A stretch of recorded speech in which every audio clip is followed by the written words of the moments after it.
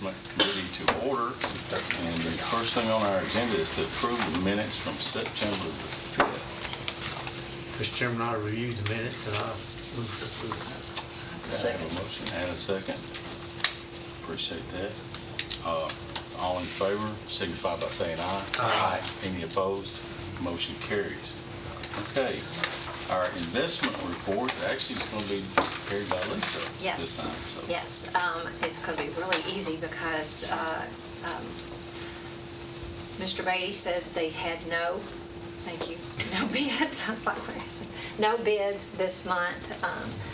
The LGIP was 2.14, and he's getting 26 basis points above that. So very, not much to report this month from him. That's why they let me try to do it. Okay, do we have any questions for our reporter? Motion to approve. I have a motion. Do I hear a second? Second. Second. Mr. Don. Okay, all in favor signify by saying aye. Aye. Any opposed? Motion carries.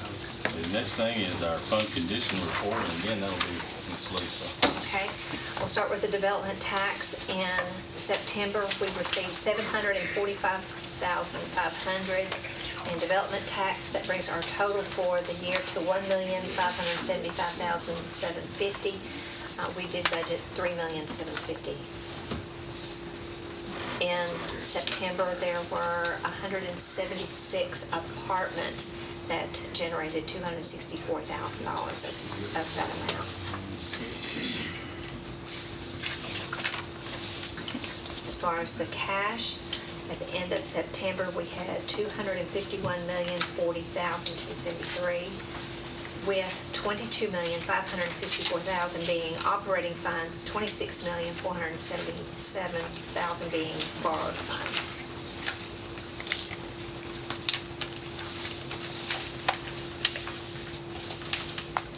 Does that conclude your report? Now, I'm going to just touch on just a couple points on revenue. The revenue review. Get mine out. Let's see. I got it on here now. This report. No, wrong one. Thank you. On revenue report, I've got just a couple of them highlighted. And on the first page, it looks like, as far as the general fund, that we're behind compared to the other years, but we had a receipt, monies receipted incorrectly, so it messed up two funds, and the general fund is one of them. If that receipt hit correctly, which it will hit correctly in October, we're at 11.83%, which is right at where we were in 17-18 at this time. As far as the ambulance fund, I've got it highlighted. They're at 14.4% collected, but they should be getting some. It seemed like there was some delay in getting some Medicare reimbursements. So again, we're hoping for that to smooth out. But if you're looking at that and wondering on those two, if you go to the second page, that incorrect receipt is sitting in 141. It's highlighted there, so that will be corrected. It will be corrected in October. So that one looks crazy. That one will be cleaned up again in October. So those are the two anomalies that occurred. The rest of them pretty well in line. We're not over Right. pleasantly surprised on any of them. You know, and again, this is as of end of September, but it's really, for most of the revenue, it's only 2 months reporting. So I would like to get into it at the end of next month. At the end of October, when we close that, we'll have that first month of property tax. That's the other point that Mr. Brady said, is that tax bills did go out on time. And so going back to what I was saying, in October, that'll be our first month that we're getting the tax money in.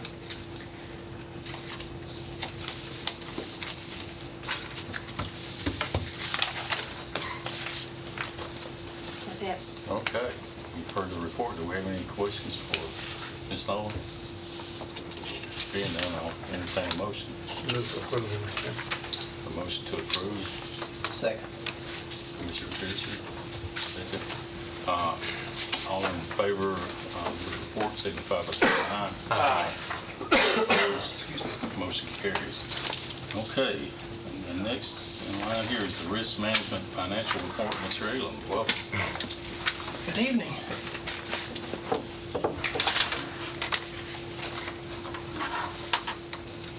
On your first page, you'll see the 264 fund by the calendar year.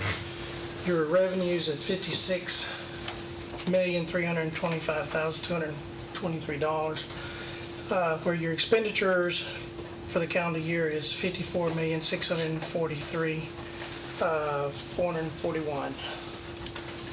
Then if you move down to the fiscal year, you'll see your revenue, not as pretty of a picture, but you'll see your revenue at $10,553,744 compared to your expenditures at $20,000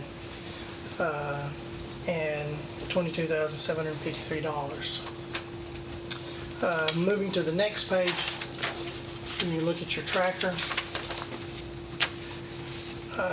looking at the 2019 calendar year, you will see at this point there's a difference of $1,681,781. And then if you move down to the fiscal year 2019-2020, you see a deficit of $9,469,009.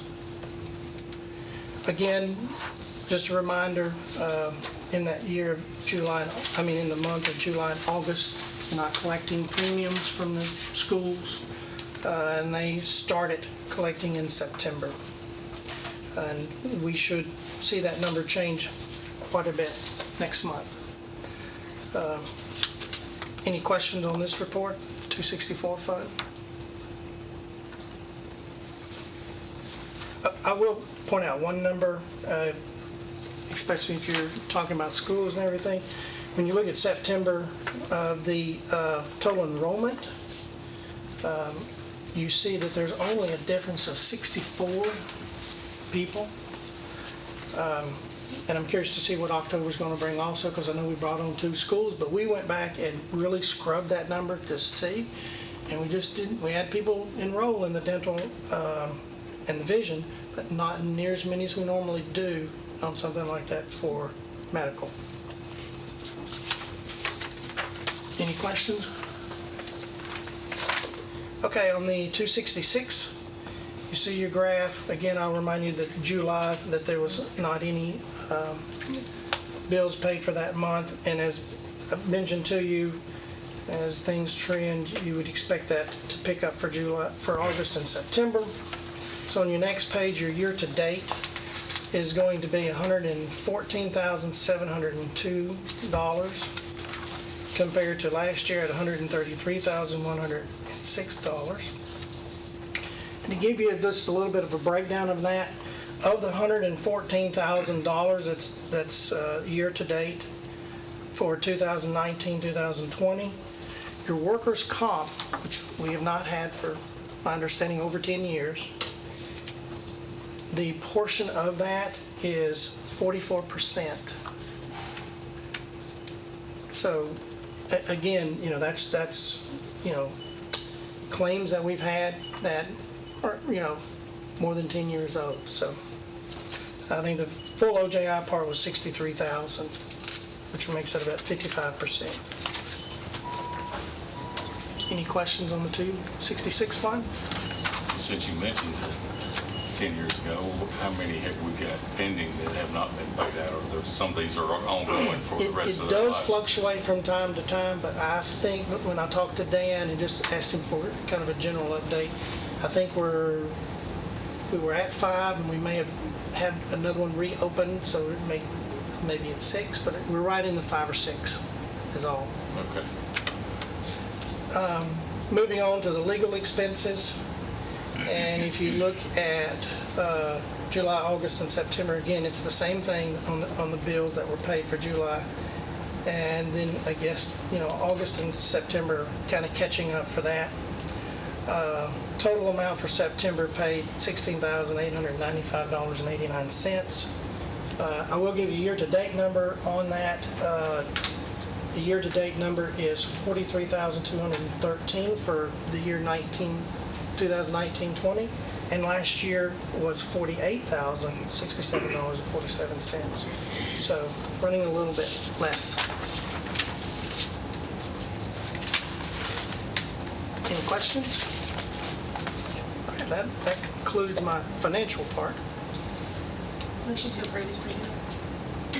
Motion, do I hear a second? Second. Motion and a second. Is there any other discussion or questions? Hearing none, all in favor of this motion signify by saying aye. Aye. Any opposed? Motion carries. Okay, please. Okay, the continue. next thing we have is Omada, and Sharon Tanzel is here with Cigna.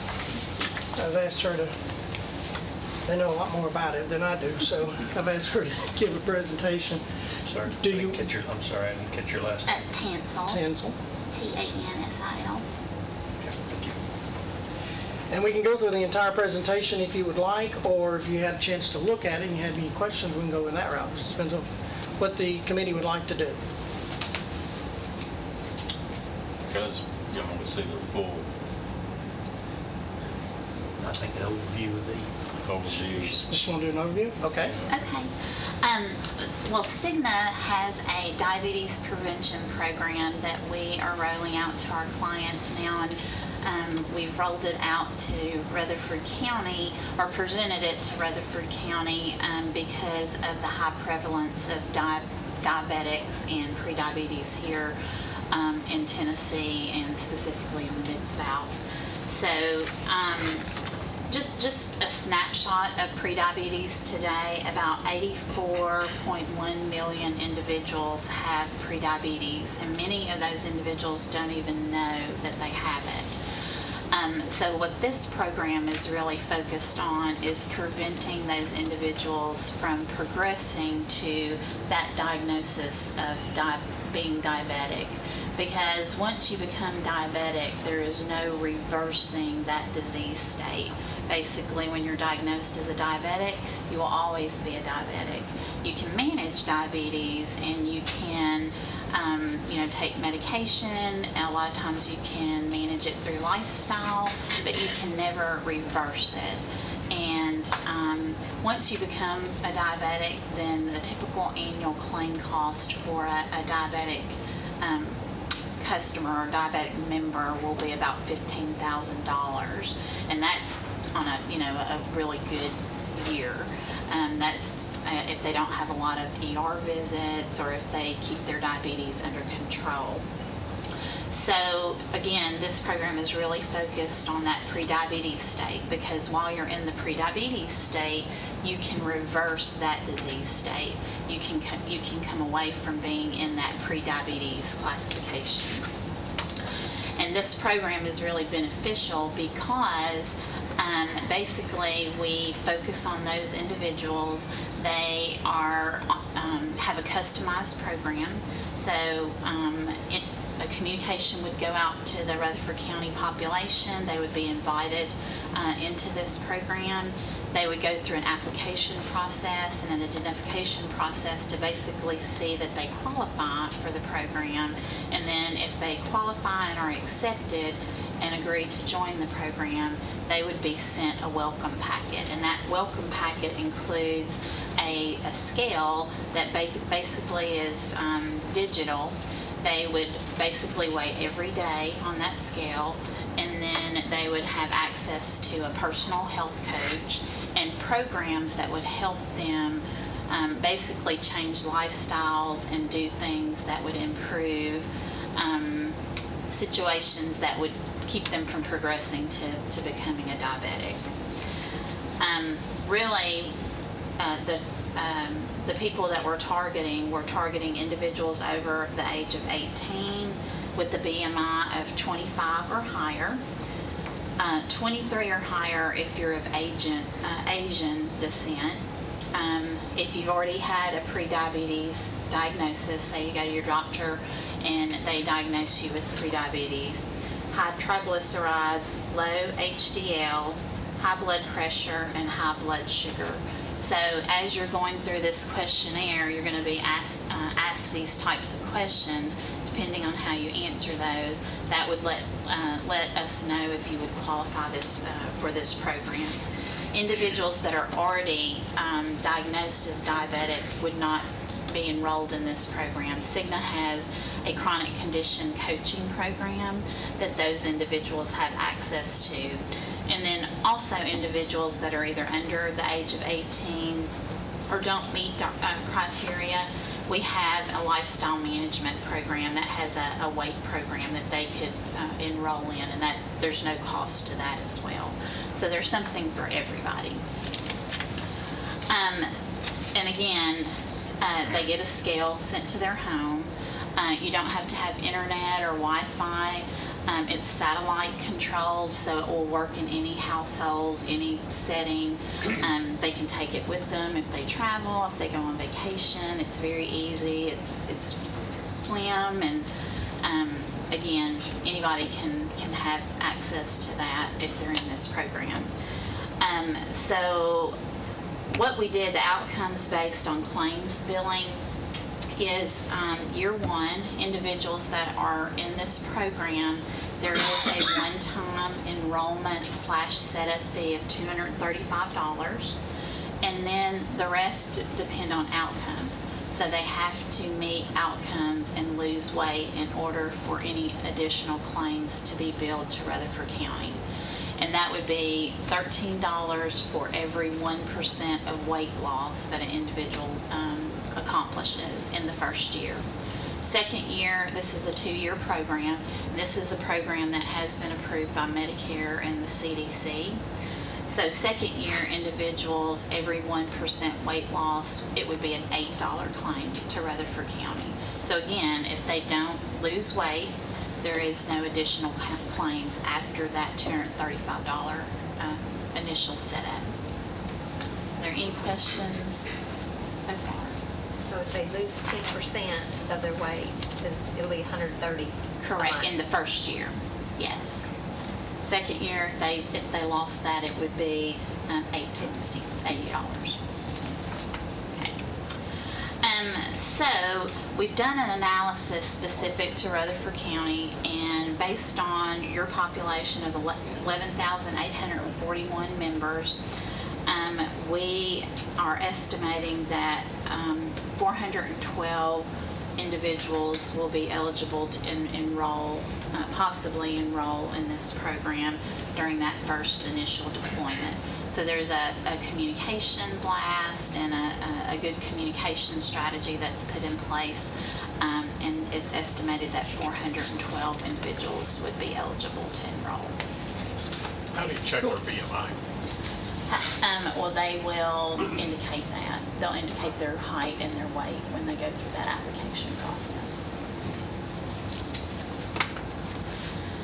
And the things that we focus on and feel like this program will have impact on, again, it's going to have impact on individuals progressing to that diabetic state, as well as indicate individuals that it's going to reduce risk for cardiovascular disease, because it's been proven that prediabetes and diabetic conditions are very prevalent and have a lot to do in connection with cardiovascular disease. And then probably what's most important to this group is the average cost per participant, and then savings as well. Per participant, the average cost first year is going to be about $530, and then second year about $150. And most importantly is going to be the investment. So this is the per member savings after those costs that we talked about, so that first and second year cost. So after Rutherford County has covered that cost, then the projected savings per individual, per member, is going to be between $424 and $972. And that's, again, over and above the cost to Rutherford County for the program. So you estimate around 500 people. Well, you said 400 or something. For I'm just 12. rounding up. But, so what would be the total cost for a year? So, the average analysis that we did, and I didn't do a total cost, I did it projected per participant. So the average per participant net savings per individual is going to be about $212, and that's first year. Second year per participant net savings is going to be $424. And again, that's based on that 412 estimated enrollment during that initial phase rollout period. And then the potential 2 years savings overall is about $174,688. Thank you.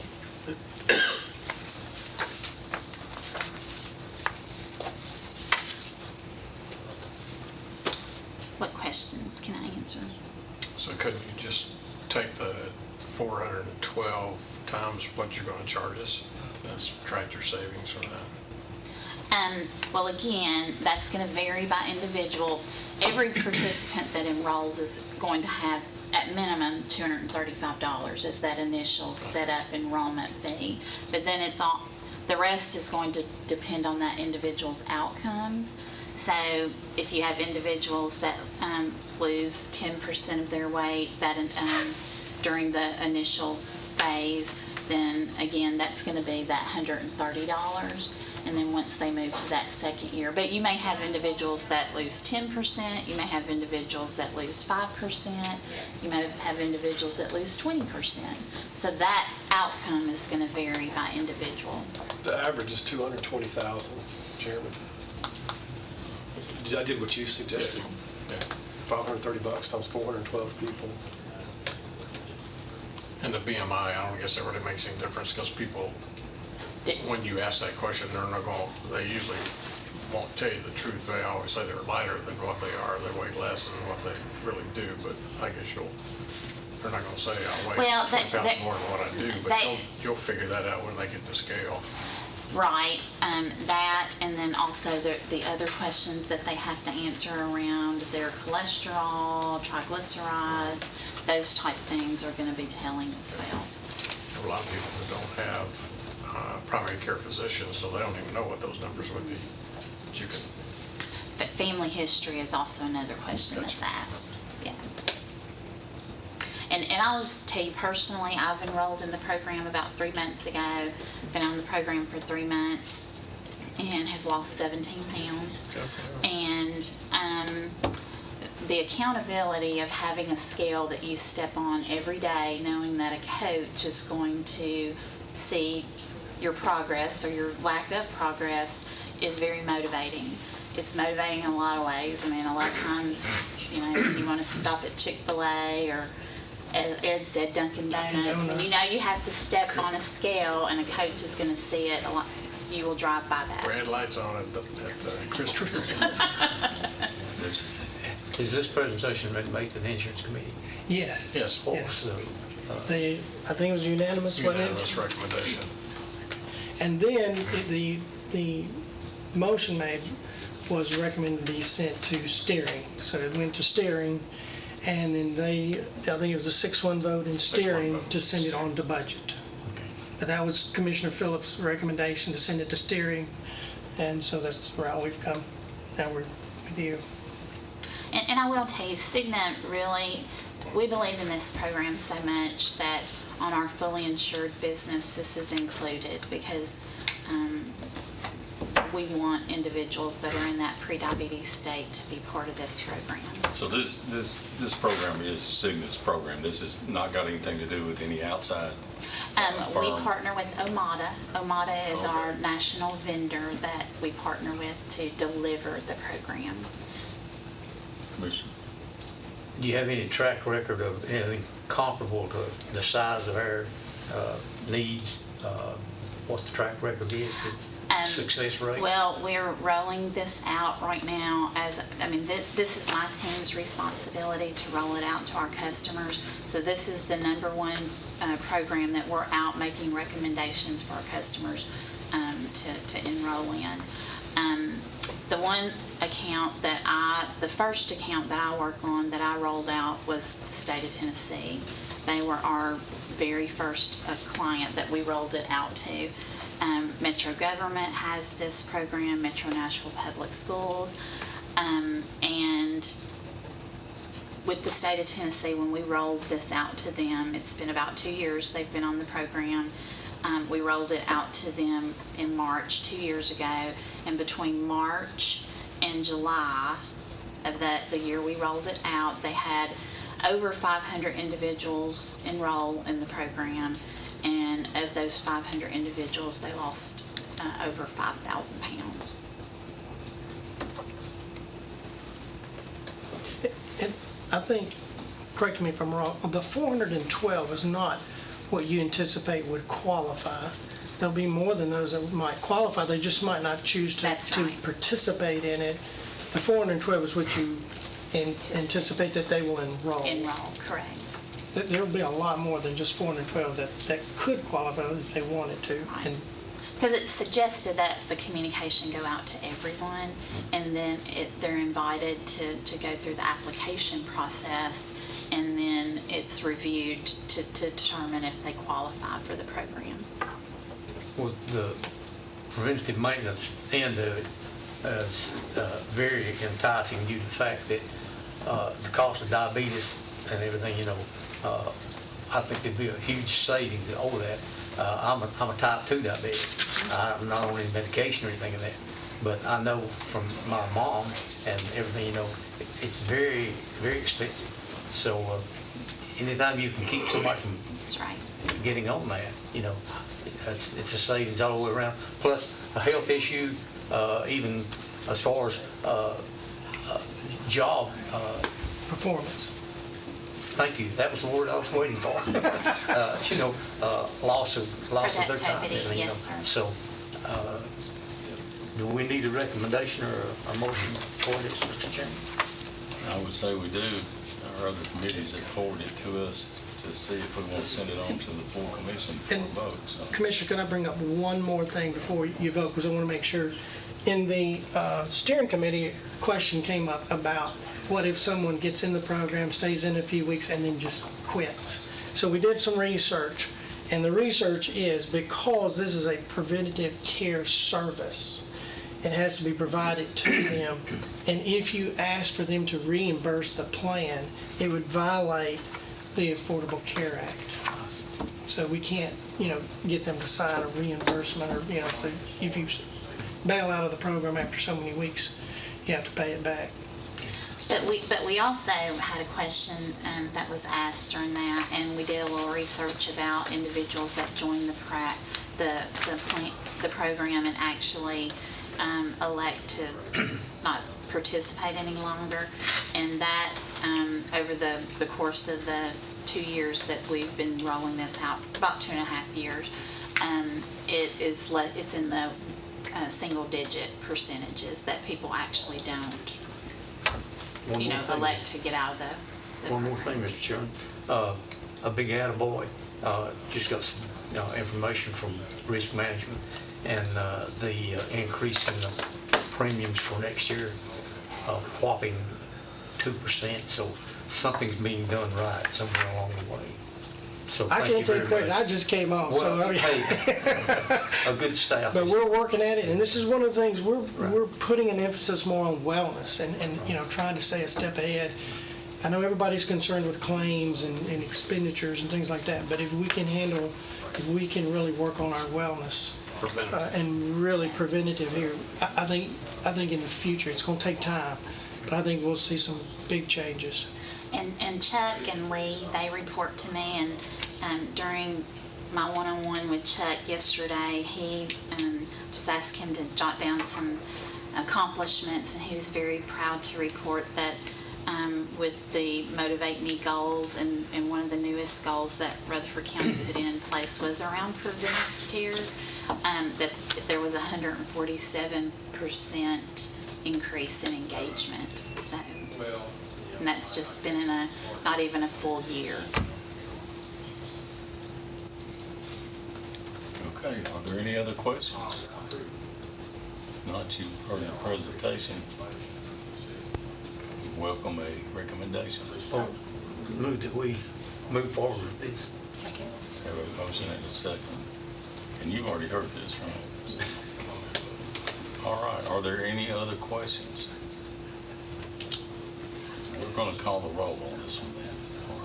Commissioner Allen? Yes. Commissioner Dodd? Yes. Commissioner Johnson? Yes. Commissioner Piercy? Yes. Commissioner Stevens? Yes. Commissioner Peak? Yes. Thank you. All right, thank you. Thank you.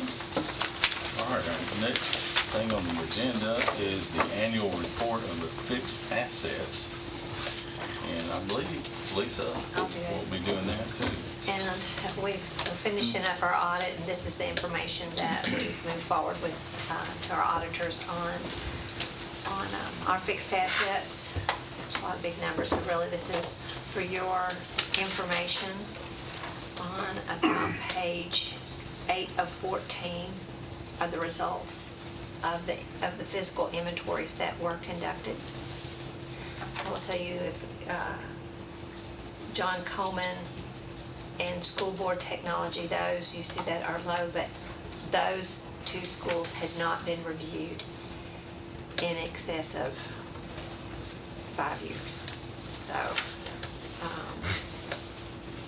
that had a lot to do with that one. These are, let's see, the assets, what we classified are missing. They're in the page 10. And these are the ones that are, we give them 2 years to find these things, because sometimes the asset just tends to move to another school. And sometimes again, they'll eventually find it, but this is the listing of the ones that we will not, that we will classify as missing. Now, the cost on those, is that estimated what they're worth now, or is that initial cost? Or is that a depreciated cost on those? It looks like it's, yeah, I would agree, just looking at what we've got and what we have beside of it. Okay.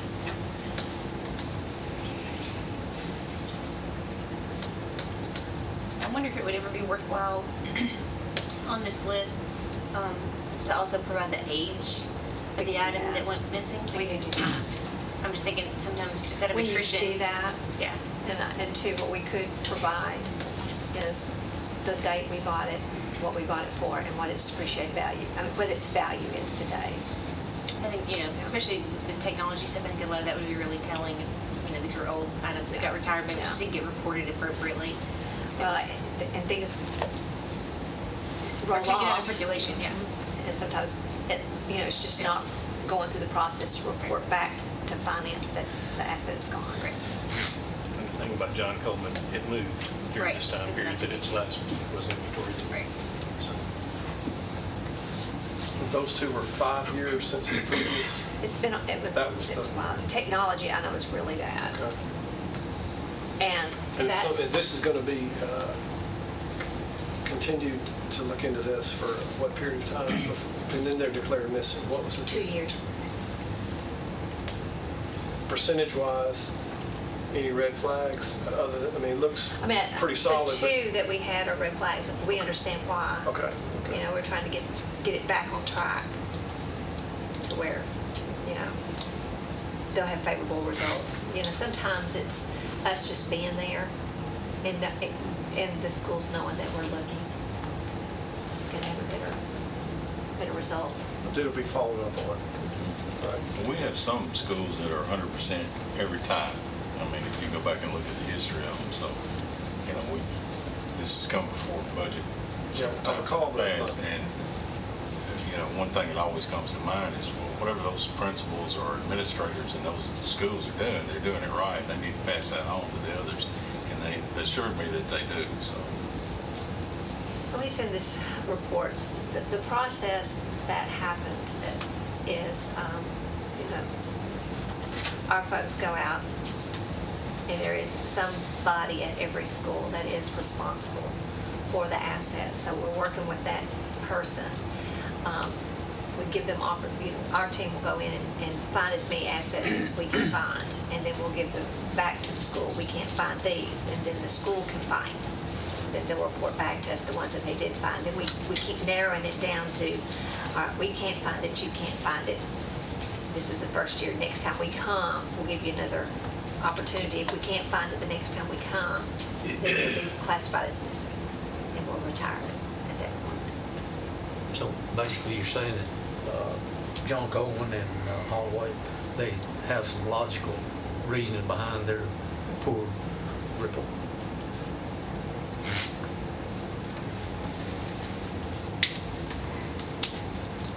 Just to let you know, we've got one full-time person and one part-time to do this. Of course, we cannot inventory every school every year. We just got too many. We try. It's pretty easy to get the county departments, but it's really hard to get all the schools. So we try to get them on a 2 or 3 year basis. Well, they're 49 now. How many? 50. I just want y'all. There's our sheriff. He's in here. I'm sure he would want you to look at his. They found 100% of their assets.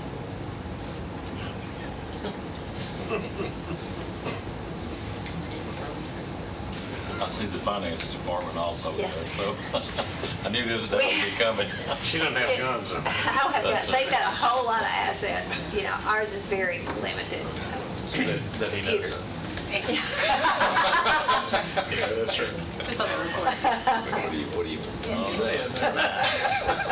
School board technology was not a red flag. You mentioned Holloway and John Coleman. Well, and technology too. Technology, The yes. technology, that one. yes, was one that had Okay. not been looked at specifically in several years. I'll say 5, might have been more. They didn't make the missing asset list on page 10. Right. They'll probably have some that we're giving them 2 years to find. Or the second inventory will find. Okay. Well, are there any other questions? I think you've got this where you can access it on the net. It's right, yeah, it's right here. So any other questions? If not, we're going to move on. I think we've got a pretty full agenda tonight. Okay, Should we accept this report? Yeah. okay, we do need a motion to accept. Motion to accept report. Mr. Dodd, Second. Pierce. Hope to Okay. continue that commission. Okay, all in favor, signify by saying aye. Aye. Any opposed? Motion carries. Okay. Next on the agenda is the general fund budget transfer for emergency management. Mr. Lowers, I guess, is here. Yes, sir. Good evening. Good evening. Late afternoon. All right, so this is a transfer request. There was, as you all remember, there was a cost associated with the moving of the EMS, fire and EMS dispatch and the co-location. So the funds that were needed for that were put into the 399 account, and we needed to move it into the appropriate places so that we could spend what was anticipated. So of that, This 20 is- That's Yep. where it's going. So we have 2,400 going into 307. 355 will have 7,000. The 708 account, 73,000, and 709, 36,000. I don't know if y'all remember, but a lot of this was at the very Is at the end, and we did budget it all into one account. It's just basically a housekeeping measure. It's housekeeping, housekeeping. to make sure that we No put, new money. it's the same money, it's just being classified correctly. And there's a little bit more that went into that as well, and we're just sitting on that for now. And if we don't have to move it, then we won't. But this is what we do need coming up. And I'm Take care of that. thinking that that balance might be in the correct spot. That it's a service that you'll end up, That's a possibility. that was my theory. Okay, we did see this in public safety and it passed unanimously there.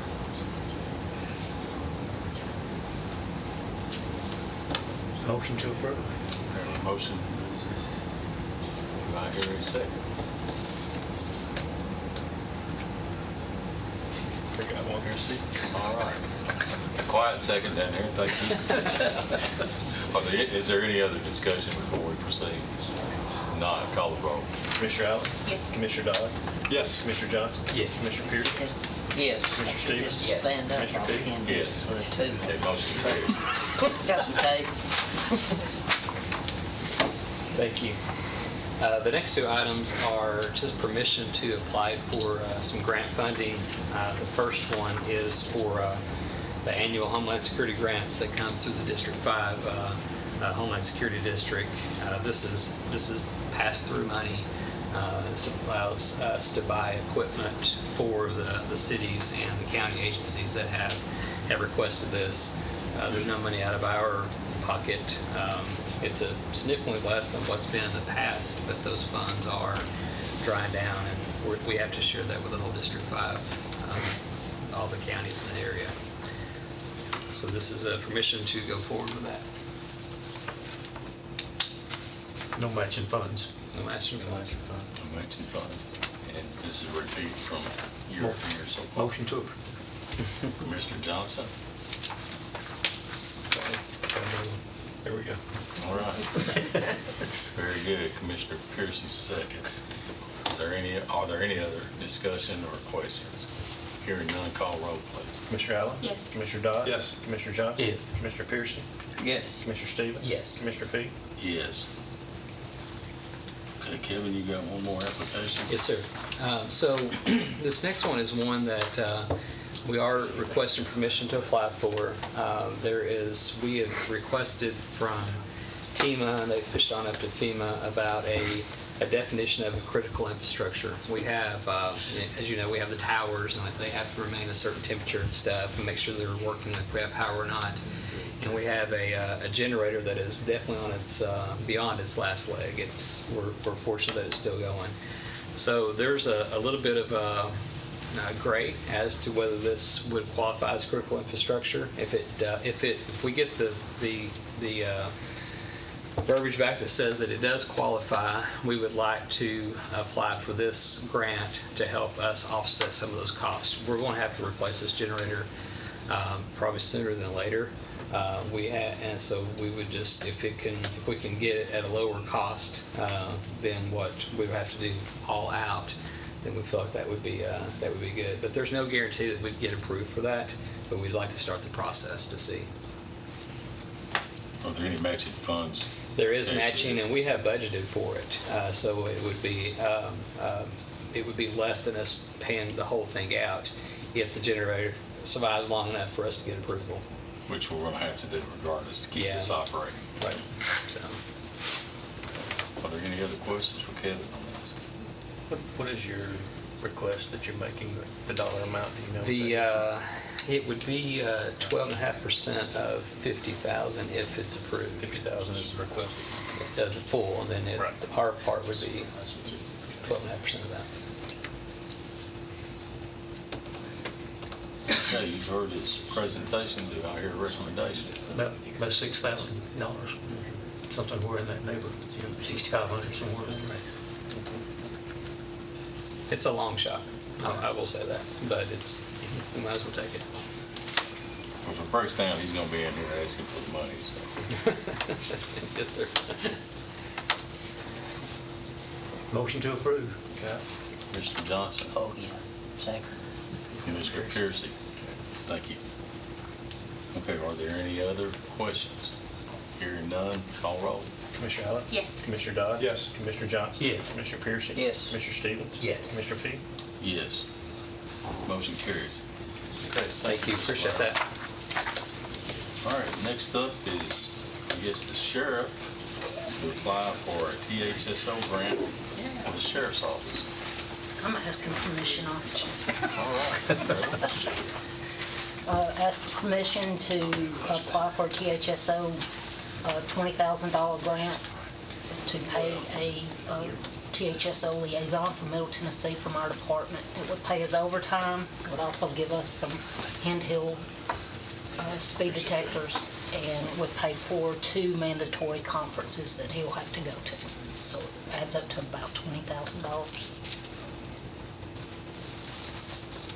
What about matching funds on that one? No. No matching.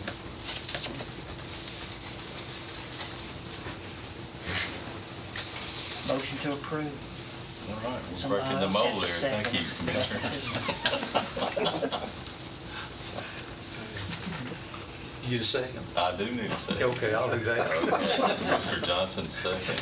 Are there any other questions? Hearing none, call roll, please. Mr. Allen? Yes. Mr. Dodd? Yes, sir. Mr. Johnson? Yes. Mr. Pearson? Yes. Mr. Stevens? Yes. Mr. Peak? Yes. Thank you, guys. Thank y'all. Okay, now we have a general fund budget amendment for the Correctional Work Center. Mr. Cole, well, Good evening.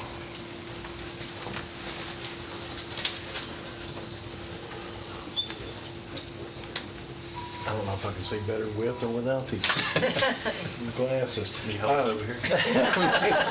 Put it over there somewhere.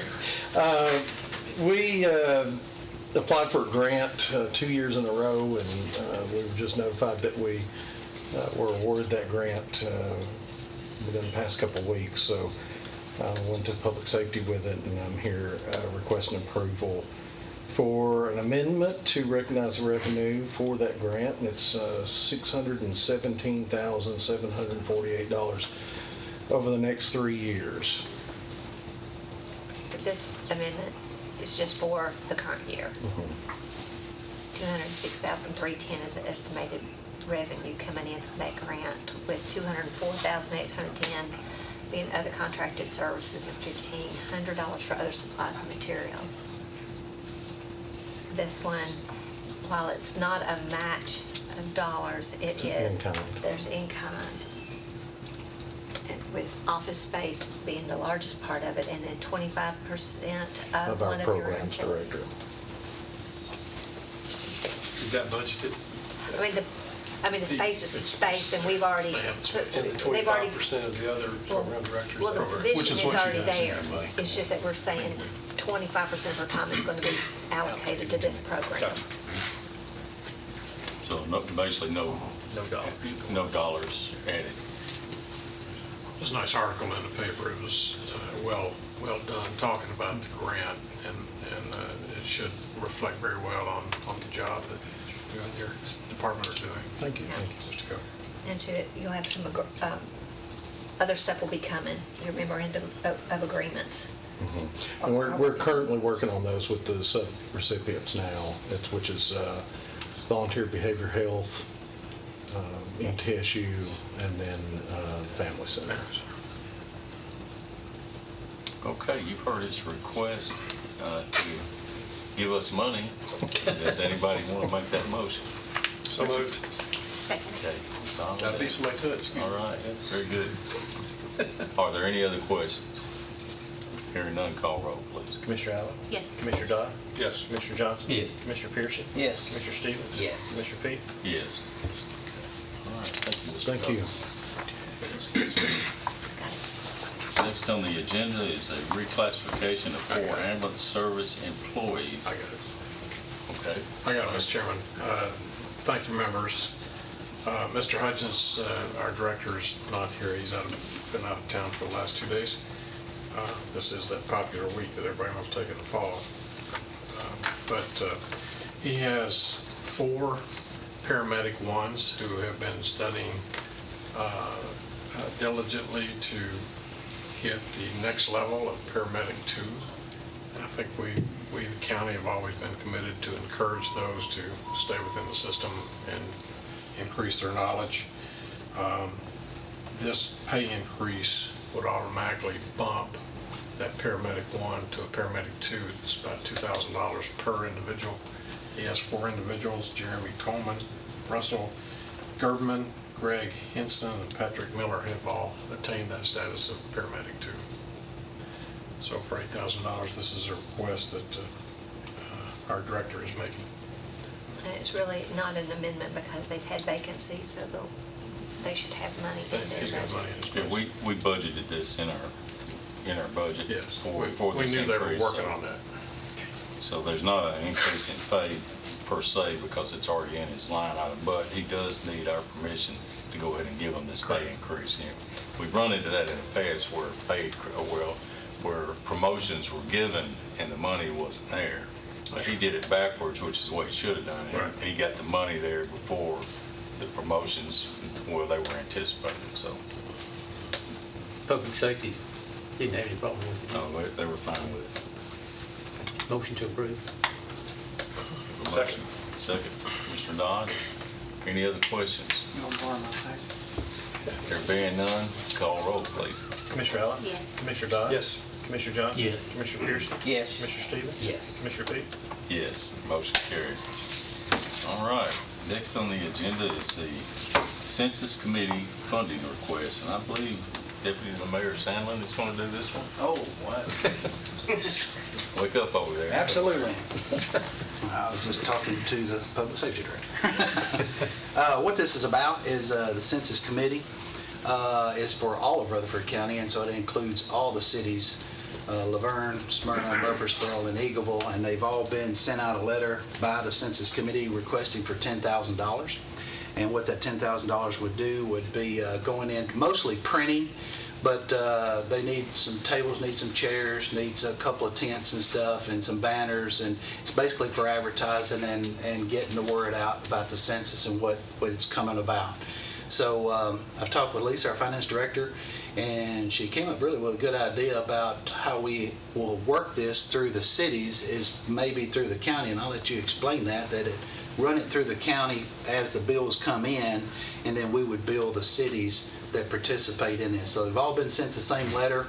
Probably Eagleville will be a little bit less than the $10,000 because of the size of Laverne, Smyrna, and Murfreesboro. So with that being said, Lisa, you could put your spin on it. My spin would be, and I think the request is for the county to ante up $10,000.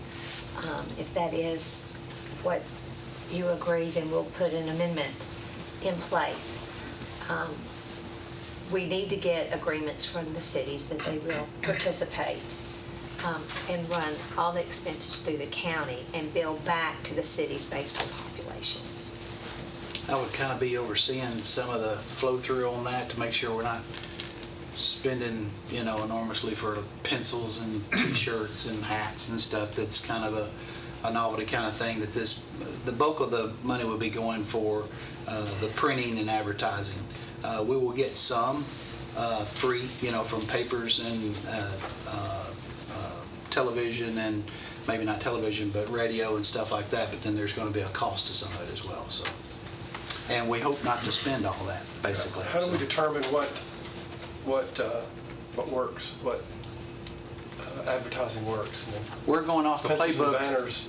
We're going off the playbook of the federal government census authorities that are actually overseeing our committee or within our committee, giving us a play-by-play of what we are to do and the timing of it. They actually already started doing some nursing home preliminary counts as well as schools and stuff like that. So daycares and those type associations have already started being a preliminary count to be counted. So the trouble spots are being identified, so then we can hit that ground actually April 1st. So. Have you had any response from your letters of request? Yes, I've had basically every city manager or mayor to call me and talk to me about it, or I've called them and talked to them about it. So it's going through their process as well through either the council or committee to get approved. Commissioner Johnson. So we'll be putting the upfront money, we'll be recouping part of it from the cities. Yes, It's a joint effort. Yes, sir. As far as We're not carrying the whole burden of it. No, sir. No, sir, not at all. Unfortunately, there's not a lot of federal dollars that come down to every community or state that they supply staff. They've got regional and state and local directors based on counties. They have people who show up at the meetings. And we've tried to get people on that committee that are very diverse within the community, because like in Laverne, we have even in Smyrna, we have a large Hispanic population. It's hard to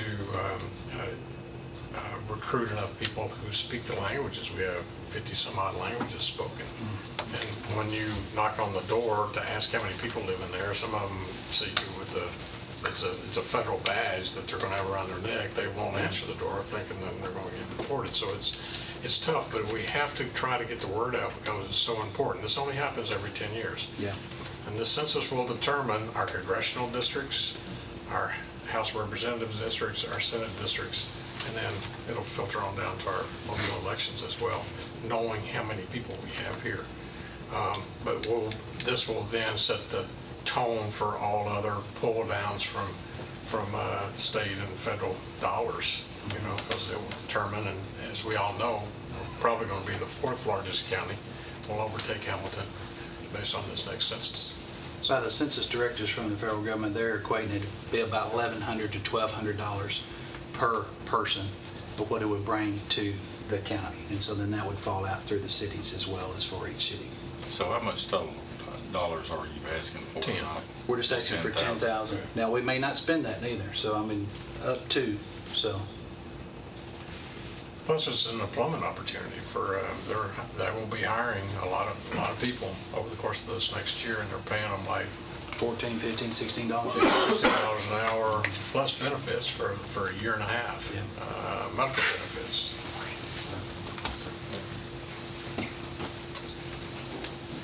Guys, you've heard the presentation. Do I have a recommendation? Motion to approve. Motion to approve. Second.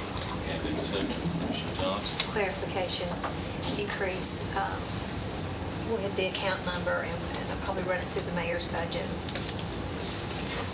I'll take it out of unassigned fund balance, $10,000. Okay, so we have a clarification. This will be coming out of unassigned fund balance. Mayor's budget. And is that Still going to be good okay with to run it? it through the finance Second. department, that went through the other Okay, cities? you're good with that. So. They're just gonna run, I will figure that part out. Well, are there any other discussion? Hearing none, call roll, please. Commissioner Allen? Yes. Commissioner Dodd? Yes. Commissioner Johnson? Yes. Commissioner Pearson? Yes. Commissioner Stevens? Yes. Commissioner Peak? Yes, motion carries. Okay. Next on our agenda is a specialist software and related general fund budget amendment for the property assessor's office. Welcome, Mr. Mitchell. Good evening.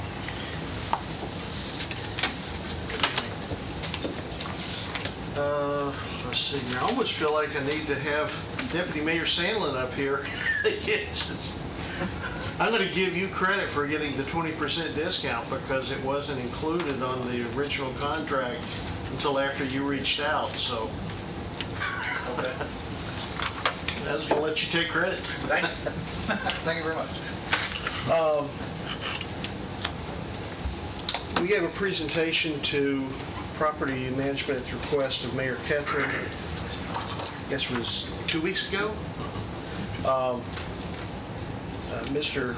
Ian Lamont came in from Northern Ireland to show an appraisal tool and customer service program that he has that's used by Davidson County, Mecklenburg County, North Carolina, Knoxville, Sumner County, Tennessee, Montgomery County, Tennessee, Hamilton County, Tennessee, and they met last week with Shelby County, Tennessee to complete the rollout there.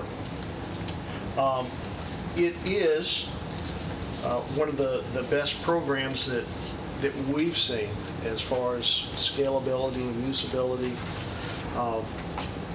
We reached out to Mecklenburg. I think I may have shared it with a few folks. And the endorsement that Mecklenburg County said their team means Specialist is extremely responsive and proactive. The Comper feature alone has helped us tremendously in the reduction of anticipated appeals. There may be additional staff savings in with your customers looking for comparable sales and property information during the appeal process. We have been directing the mortgage companies to call every year round for information to the website. There are also positive benefits of customer-friendly website with ease of access to information. I feel very strongly that this is one of the most proactive things we can do to display transparency and customer service to our citizens, because that's what we do. We provide a service. There are tools that I think one of the things that was most, I wish Ian could have been back here to give another presentation of it, but he's it for the U.S. traveling around. They did have one function in there that, as a commissioner, if you're looking to make a decision about something important like a TIF, you can actually locate the properties on there, and you can actually visually see what the impact of that is going to be. You can see it. You can make your decisions on it. If you're going to implement a change in the tax rate, any citizen in Rutherford County will be able to go to that. They can see what their current rates are, what their rates will be after the changes are made.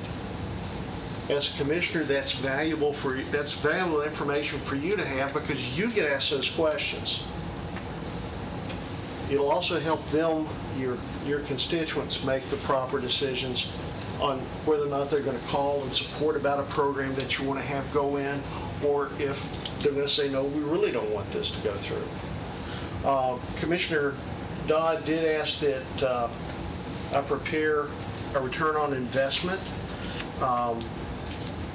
It's rather difficult to calculate a return on something that's going to be primarily based on efficiency improvements in our office. So what we did was we determined the number of calls that we normally get in a peak period, which is reappraisal. We took the average number of calls that we had in a day, the average length of the calls, and the percentage of those calls that would have to be bumped up beyond just the person calling in and talking to the ladies in customer service. We took the median wage of the individuals on the front desk doing customer service, and we also took the median wage of the individuals that are more senior that would have to take time from doing the normal stuff that they have to do to answer the customer service questions.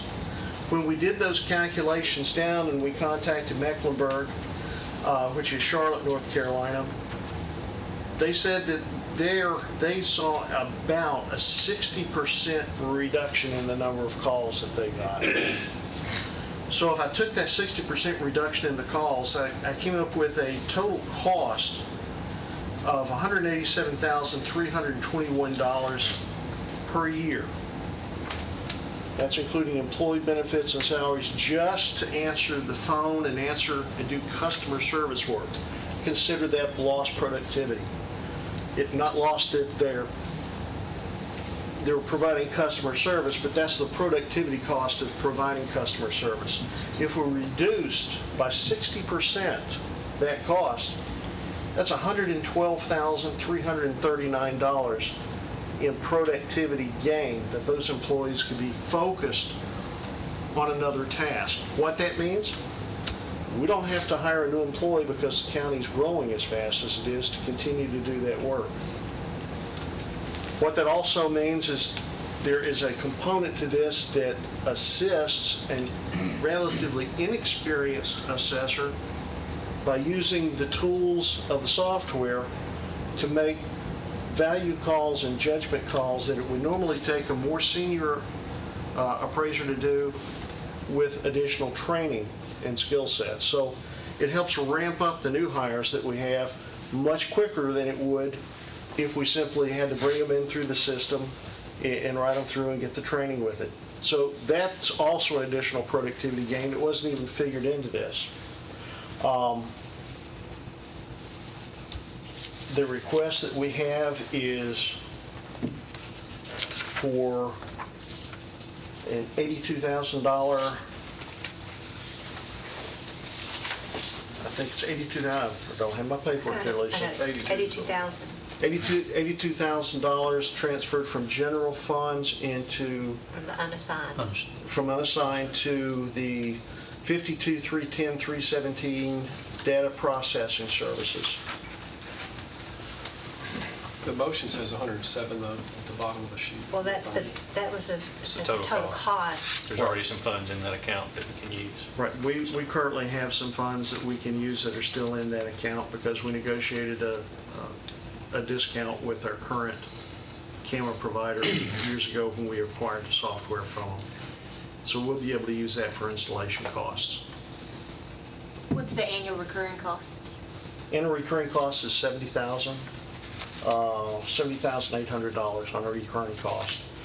Now, what I did do, if I can find my paperwork here and forgive me,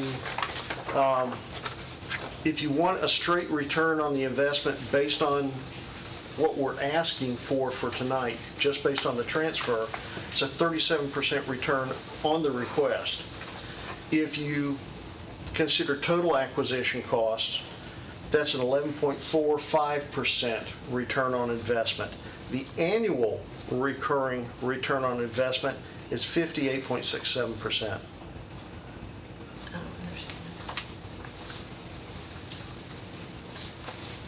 Get 58.67 by taking 112,000, you subtract from that the annual cost, which is 70, and then you divide that. Okay, that's what, I wasn't Yeah. sure Yeah. what numbers you were using. Very good. Yeah. Thank you, Mr. Chairman. Mr. Mitchell, I saw the presentation the second time I've seen it. It's impressive. I still have a few questions. Is it real time? How real time is the data? So It's updated nightly. So John Q. Citizen can go in the next day and that is real time. Who enters that data? Can you and your office enter It's data based updated. on? Right. Based on the number of new properties you assess? It's updated as we update nightly, and it's put on there. It's pushed live to the system on the update. Okay, so also when of course I've only been in office a short period of time, I came over and looked at it this time last year and came back and asked IT if they could replicate this. How far did they get? I never heard anything from IT. They attempted? They to attempted. replicate? Can you tell me what happened? It's nowhere close. Okay. It's not functional, it's not usable, it's I something would that... assume he's copyrighted this. Oh yeah, this is completely copyrighted, and as he said the last time, anybody tries to copy it, he's going to sue them. He did say that. Is there a commitment? It's annual. I mean, so this commit, the Is it a three-year 70-some, contract, or- is it a Yeah. 3-year contract, or is it just On this a is for yearly 1 basis. year? On a Is this yearly for 1 basis. year? It's, we had it based on 2 years, but there's, and I haven't seen the official contract, but what Ian sent to us was, I asked him to give us a 2-year breakdown, and he figured the 2-year breakdown on it with what it is the second year. Since it is just an annual renewable license, it renews annually unless we cancel it. I'm going to assume, I haven't seen that, but I'm assuming there's probably some contractual language in there that says, give them 30, 60 days notice prior to non-renewal. Yeah. Yeah, so what would be the difference in this and Google Earth? I can type in my address and find.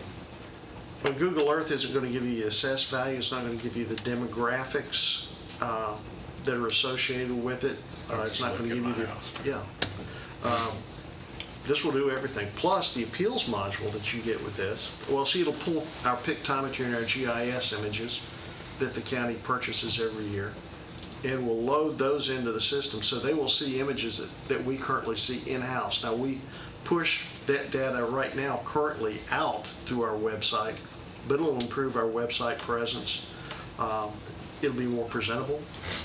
Mr. What's his name, Ian? Ian Lamont? He mentioned something, or somebody did, property management, about the appeal process for the board of our members who sit on that appeals. It makes it easier for them. Makes it easier for our board, and it also makes it easier, which is really important, for the taxpayer.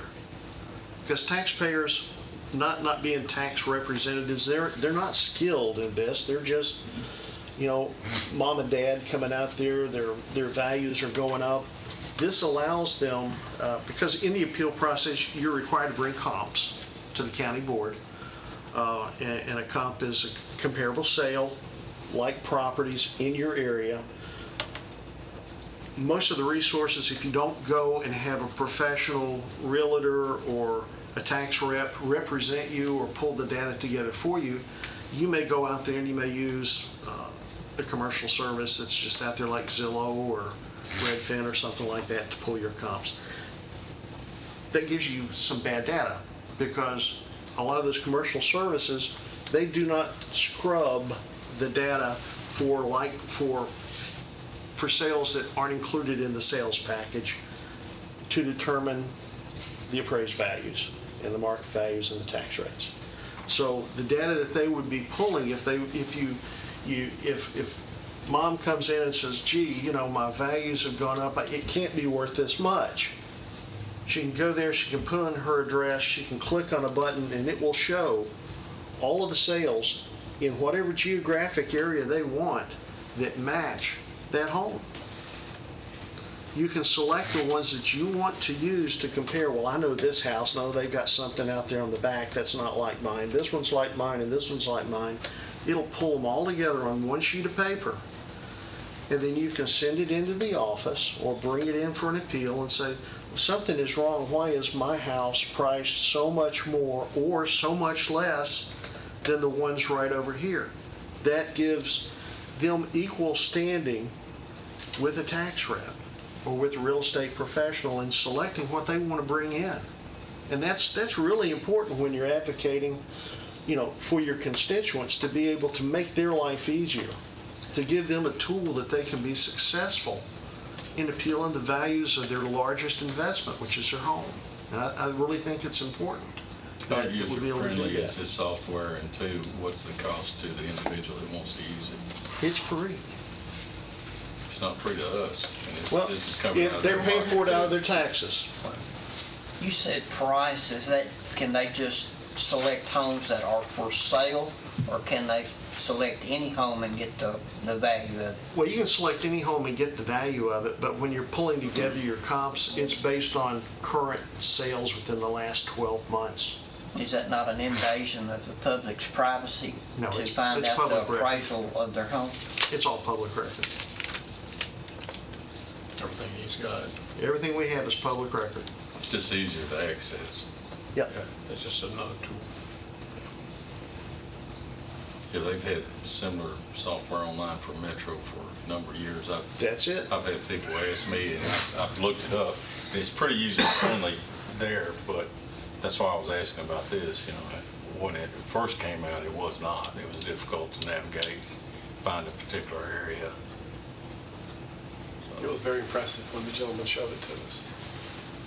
So if somebody's moving in from California and they want to go to that school, they can pull up whatever's for sale in That's right. that neighborhood. You can pull up the school zones. Montgomery County utilized Spatialist to bring in that large IDB development that they have up there with that industrial park that they've got. Hanscom. Yeah, that's what they used. They pulled that up. Their industrial development board pulled it up on a map and sat there and did the graphics. It pulled up everything that they wanted to know from all the census data that you would want to collect when you're looking for a workforce, the median work age, the education level, the population density on the area, and they were able to calculate out, all right, what kind of incentives are we getting with the taxes? They did that all there on the screen in front of them. I mean, it was an incredible presentation. I have a few questions. Your turn. Please go ahead. You talked about IDB. Has anybody shown this to IDB or the chamber? Have you had any conversations with them? And what do they use now? How would this replace what they do now?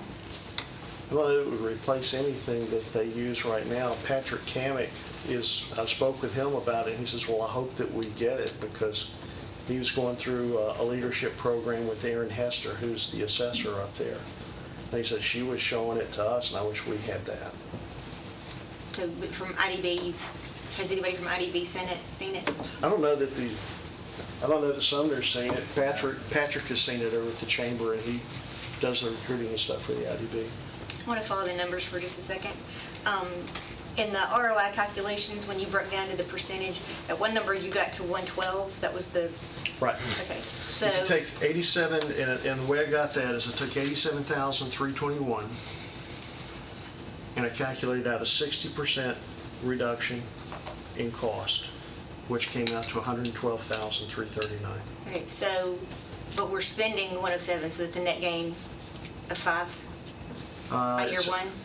Now, if we're actually spending to $100,800 is the total acquisition cost once we put in the 20% discount, which comes out to $11,539 is the total net productivity dollar gain.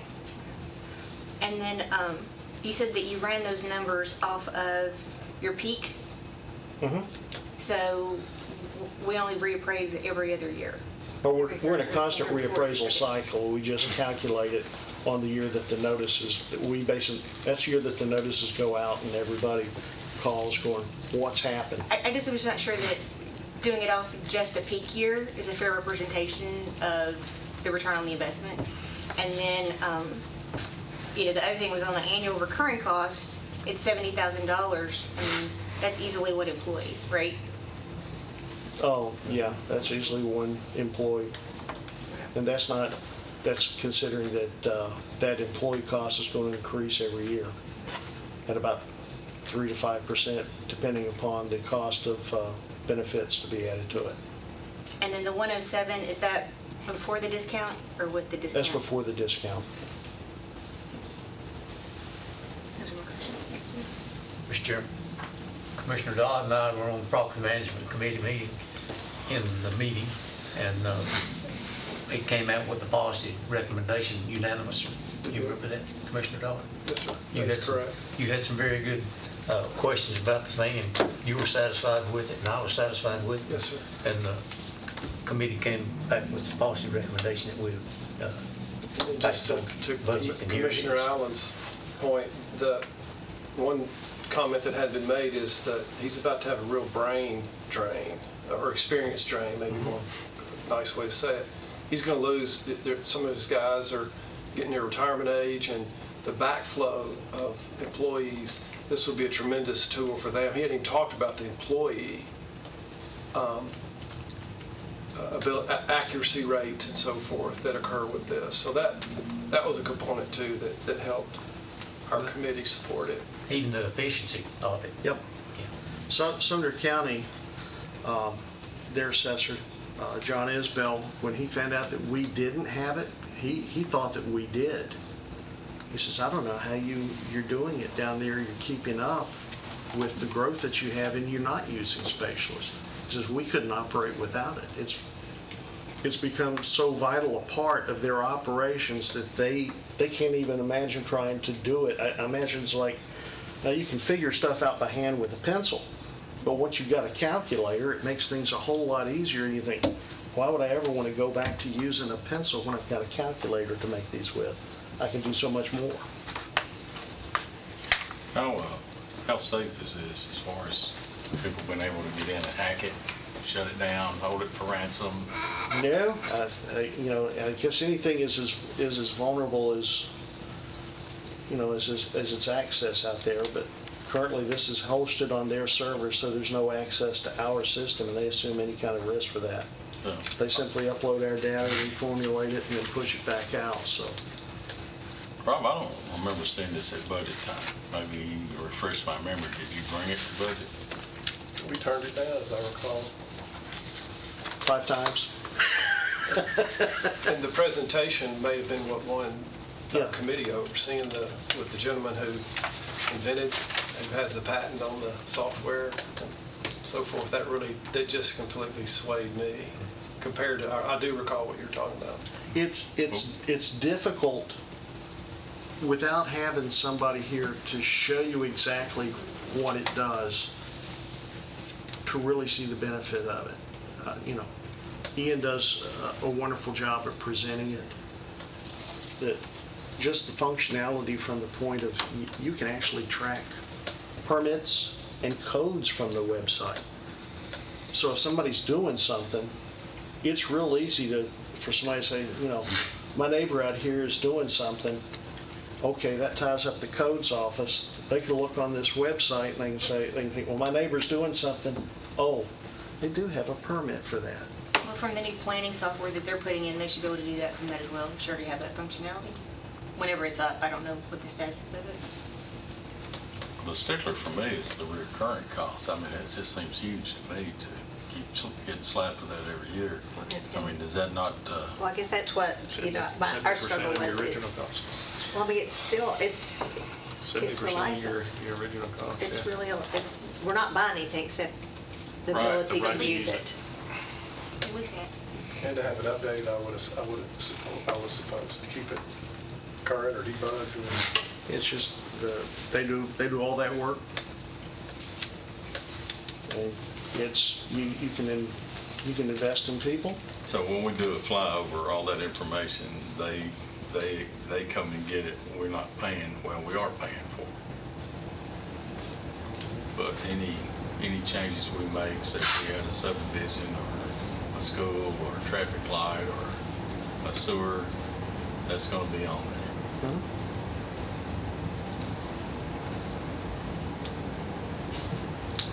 Well, Do you feel comfortable making a motion? I was just going to let the dialogue, it seemed to be an interesting topic, so. Mark, if you would, Sure. please. I've got a couple of questions. You mentioned that nightly your information is uploaded. Mhm. Who is feeding the beast? Your department is feeding the beast? Yeah, it'll be set on an So- automatic upload through the server. Don't you already have that data though? We do. Why do you need this software to look at the data you already have? That you're uploading to them. You're just providing them more information to regurgitate it back to us, right? Well, we're data rich. Okay. There's pretty much any information out there, but data is only as good as you can get it and understand it. Okay. If you can't understand the information you're getting, it's useless. If you can get the Who are information you out talking there about where understanding it? You talking about the public The public. understanding? Okay. we can understand the information, All right. the amount of time it takes to digest it, it can present it. If you can have a software that's going to present information to you in an easily understandable format, that's time saved. Time is money. That frees you up as an appraiser. If you can put the data in rather than having to go through several tables, and it visually represents what you're wanting to do, and can make mass changes off of the same software and feed it back into our CAMA system rather than having to go in and manually input everything, you've increased productivity, which has saved time, which has saved taxpayers money, which is what we all want to do long run, find a way to utilize technology to best serve our citizens. You mentioned contract. Are we? Is there a contract? Yeah, there will be a license Okay. contract. Has the county attorney reviewed that contract? If we're going to propose to approve this next Thursday. I have not gotten the official If there were going contract. to be a motion from me, it would be contingent on. Right. Yes. Yeah, Okay. absolutely. We'd That was wanna already look kind at of it. in my thought process. Great question. Mark has been to school all day about tips, and just to warn our tip people coming up too. And I've encouraged him to please ask some of these questions. I only had a 50-minute class, not an all-day class. Mr. Chairman, on another note, you got a record for operating very efficiently and reducing the percentage in your budget and so forth and so on. So this would just give you another tool to be a little bit more efficient and provide more services for the taxpayers Yes, that are paying for this. So we didn't have any problem with it in property management. Do you have any angst on this right now, Phil? I do not. I empathize with the questions that we've heard, but I continue to be comfortable. Okay. Are you comfortable to make the motion, or you want me to make it? Well, please do. Okay. I will make the motion. Go ahead. We have a motion to accept the contract with Peter said contingent upon the county attorney Yeah, looking that sucker over and see, I wouldn't want anything without the county attorney's blessing on it. make sure every T's crossed and Right. I's dotted, or whichever the way that goes. I's crossed, T's dotted. So we have a motion and a second. Now, I have a question, since I was going to ask y'all, but in the past, we've had some problems with software. And this is a touchy subject for me, software period. It's not just because of you. You know, $1 million sticks in my head, just in case you want to know why. And we didn't have our IT people look over said software as well as we should. So I think another thing you might want to add to this is to have our IT department look over this and give us a recommendation too, before I feel good about it. Well, we already did that. We had Brian Robertson, and we also had Barbara Marlin, and we also had Mike Curtis. I think Mike was there last year when you were there. They've all sat through the presentations and viewed the presentations and thought it was a good product. So, I mean, Mike is very familiar with it. So I'd have no problem with you asking, you know, any of them about the product. But I thought about that to start with, and I wanted to make sure that they saw it, were comfortable with it before I even bothered to bring it up. So, but that's a good catch, and I was very cognizant of wanting to make sure that there wouldn't be any problems with them before I brought it. Mr. Johnson, you want to put that in your motion? I was going to ask, Chairman, would you feel more comfortable if we table this until the next budget meeting, or and then come back and allay any concern you might have with I personally would feel better. I don't want to, you know, throw an anchor out. The rest of y'all have got the confidence in that, and you want to make the vote. Personally, you know, I'd like to talk to some of these IT people that have dug into this. And I wouldn't mind hearing some endorsements from Sumner and some of these other counties that have been using it for a number of years. And maybe we'll have the Yep. contract too. Okay. Yeah, the endorsements from a lot of the counties are actually online on their website. John Isbell and Aaron Hester from Montgomery. Well, maybe print those out. Okay, would this be any problem if I withdraw my motion and withdraw the second? I would approve and, that. bring it back next month with, It's fine. okay? I mean, this is not a heart attack situation right now, correct? No, we'd like to have it, you know, sooner rather than later, because it does take time to train Sure. our staff on exactly how to best use it.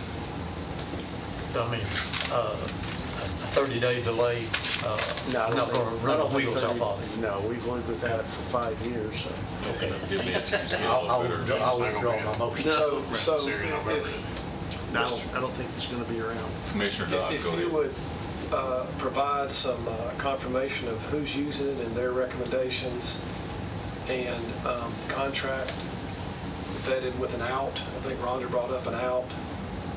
Out close. And we keep the purchase we have if there is an out, and so forth. What else? I'd like to hear from our IT. And IT. department. Bring one of those guys in. Of course, that'll give our attorneys time to look at the contract too, so. Yeah. Perhaps Ian will be on this. I got a question. Commissioner, This information that you have, is it on computer, of course? Mhm. Is there no way you can fix what you have where the public can view what you have now without this? We tried that for 12 months. That's what I alluded to, Commissioner, a minute ago. When I saw it last year, I asked IT if they could somewhat replicate it without us getting sued for stealing the copyright on it. And they never came through with anything that was acceptable. So the information you have is public record, and the public can't access it unless they come to your office? Now, they can access some of it over the internet. Quite a bit. They can't access everything that I think they cannot access all the useful information in the best possible way right now. We don't have the ability at this point in time in county to deliver a product that we think the citizens would appreciate. Currently, we can go on and click an address or name and have the contract price for the home, or the property, or the farm, and the last contract, and the last as far back as 5, 6, many years. Yep. Anytime there's a mortgage or a refinance. You can do that now. Yeah, through CS. Well, that's CRS, that's an outside company that not CRS. everybody can But get. it's your data, right, that they're mining. They get our data and then they turn around and repackage it and sell it for a profit. The public record domain has access. Would you still need to contract with them if you had this? That, we don't have a contract with them, they just use our publicly available information. take it and And then they put it together in a fancy format and say, we can sell And this to you. Specialist is doing it differently. They're doing the same coalescing of reams of data and putting it in a touch and click format. Yep.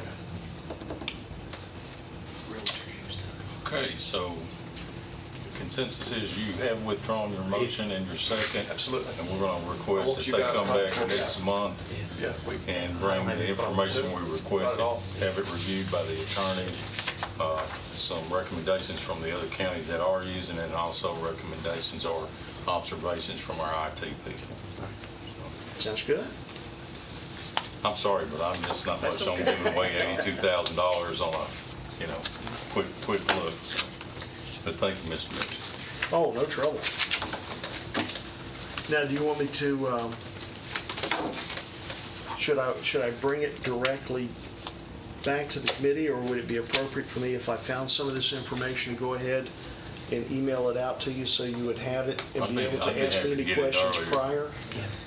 That'd be better. You okay? Yeah. Sounds super. Thank you so much. Information is no good unless you share it. That's right. That's the whole, that's a sales pitch. I've heard that before. Okay, next up on the agenda is mental health grant and VA for the recovery court, and I believe Mr. Steve Irvin will be presenting that. And to do it. And the judge. Welcome. This amendment is not the one on your iPad, but the one that's at your desk. There's a change to that, just that first line. The dollars didn't change, it's just we got the correct account number up there. And the X's will be replaced by the cost center of MHC, Mental Health Court, when we actually plug it into our ledger. We received a $30,000 grant from the state of Tennessee to enhance our mental health court under our revenue. Under appropriations 189, we have a salary of $29,345, Social Security of $1,820, pensions for $2,985, employee and dependent insurance $6,050, disability $55, and employee Medicare $430, which comes out to $40,685. We're asking for a decrease in revenue of $10,685. And what we're asking for is to put on another case manager. Currently, we have 35 active participants in mental health court. We've got 8 pending that's been approved, but we can't put them in because we don't have the staff. We've got 14 on a waiting list, and probably out of those, maybe 9 to 10 to get approved, which would put us up around the 56, 57 mark. And I think we can hit 60 to 65 during the next year. Our courts are growing by leaps and bounds, and we need this in order to keep up with their mental health, because number one, they're either self-medicating or and that's affecting our opioid crisis. And we even had one that was accepted in our court and ended up committing suicide before he actually came in. So, we're respectfully asking not only fund this position, but also make a commitment to fund for the future so we can grow our court. So the grant basically covers 75% for year one, then we pick up the cost going year two. And Judge Chidwell came with me to add some other facts and stuff about the mental health court. Well, other than the facts that were given, this is really from the state as an amendment to the Recovery Court grant that was given. I think we're in year either 2 or 3 of that grant. And with this, in accepting the $30,000 is actually some oversight that I welcome, and I know Steve does too. It's going to require mental health court case managers now to do a reporting system called 10WIT, which is a kind of a evidence-based reporting that collects data on the success rates on what's working, what's not working, which feeds into the second, I think, bonus of this is the state is going to require our mental health court to become certified. Now, they're working on the application process to certify all mental health courts across the state. I think there's maybe 10 or 12. I don't remember. I don't think there's more than 12. But there's not as much data with mental health courts as there is for Veterans Court and drug courts who've been around a lot longer.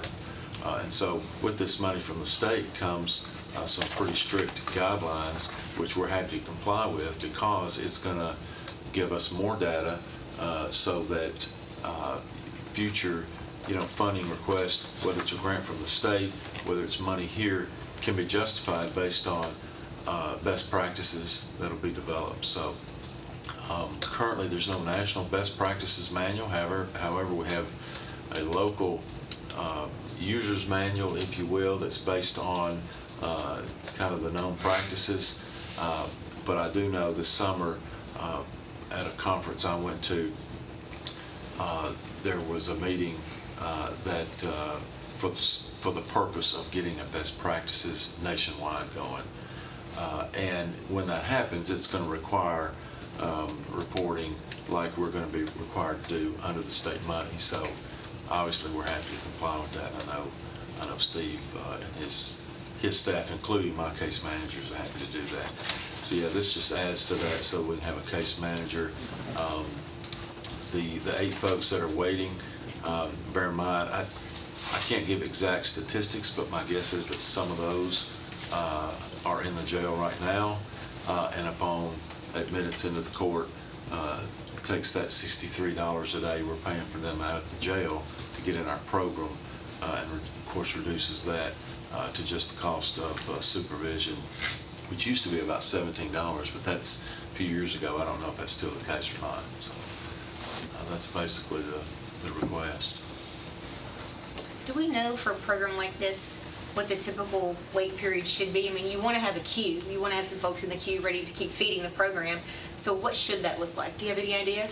So some of the challenges, and Steve can chime in as well, to the mental health court is that, first of all, we do not allow anyone in without a confirmed diagnosis. And so someone puts in an application, they're in jail, and through their attorney or through some communication, they put in an application and they say, here are my diagnoses as well. We want that confirmed. So a lot of times we have to wait on records from mental health facilities where they say they have either been treated, or they have resided. So that takes some time. If we can't find where they've been, sometimes they don't remember, they don't know, they're young, and it was as a juvenile, then we have to have them reassessed, either through the Guidance Center or Mental Health Co-op. And so that throws us off a little bit in timing. But usually once we have those records, we get their criminal history, there's an in-person interview, then it's just a matter of getting it before our team, who then makes the call after the presentation on, is this person appropriate. And then once they're voted in, really, that's about what it is. I have the ultimate final say. Then we get them up in court as quick as we can, sometimes that day. The reason that I asked this, because I was kind of listening for, it sounds like we're not fully funding the program. It sounds like you have a greater need than we can able. We're funding it as it stands now, but if we, we're growing by leaps and bounds. Yeah, that's my point, is that was kind of what I'm listening for, is it sounds like you need and want to accommodate more, but I'm trying to figure out how far is that line? What is that number? For us to get to a place where we say, this is a max program we feel comfortable managing. Is it 100 participants? I mean, how many participants before we say either we need to add another court, or, what's the solution? I'm just trying to think. Well, like I said, we got 35 in the program, 8 pending, 14 possibly waiting. Right now, we can get it up to 57. Talked to my case manager, Shelley, and she seems to think we can do between 60 to 65. That's with another case manager. And, we'll manage that for a few years, and if we see the need that where we can increase even more, we'll cross that bridge when we come to it. But we have people waiting all the time. The process is there's somebody always waiting. Right, I'm saying you need a queue. You need to keep feeding the program. We do the assessments. After the assessments, we wait for the NCIC, which sometimes takes 2 weeks, sometimes 4. We get that in. It comes across my desk. I read through it. If they've been charged with anything that isn't acceptable, like a violent crime or something like that, we usually don't take them unless we can, figure out what the circumstances were. And then we send it downstairs for approval. And, we're constantly doing that. It's like a, constant flow. Intake. It's constant intake, yeah. Now, as far as case management, going to your question a little bit, it's interesting because there's different models on case management. Our case managers are kind of jacks of all trades. In other words, they're managing the case files. They are seeking out services. They are transporting these folks. Sometimes they'll go get them at the jail, transport them to Trust Point, or if they have to go to Buffalo Valley and there's no other way to get them there. And so they're doing a lot of things. There is a model that a case manager would strictly be managing that individual's file, monitor them either in person, which our folks do, go to their house, like a traditional, how are you doing today? What services do you need? And then those tasks would be passed on to another individual within the organization that would then seek out services. If there needs to be an application filled out for something that they need, they're the ones that go and do that. That's really separate than, quote, a case manager who is just, is this person okay today? What do they need? Where are they? If I've put some sort of restriction on travel and where they can go, are they at home? Let's go see. And so, to your point, using I think the more efficient model of we separate that case management from more of an in-office, let's get them services, certainly more people that we can get involved with that, the more efficient. Now, we're operating now, and they're doing all that, We had an instance last week where one of them became suicidal. We went into one of our community partners, had them evaluated, and got them in. And the case managers, did all that, and they go do home visits. They, take them to appointments. They count their medication to make sure they're taking it, and we're a jack of all trades when it comes to being a case manager. And right now the workload is so heavy that, we got to have somebody to offset that so we can continue giving the great service we're giving now. Well, and that's part, I was just curious, how many do you really need? That's kind of where all the question was leading was, Well, this is just one, how many I do you think really one need? right now, we can do with one right now, Yeah. and we'll probably come close to doubling what we have.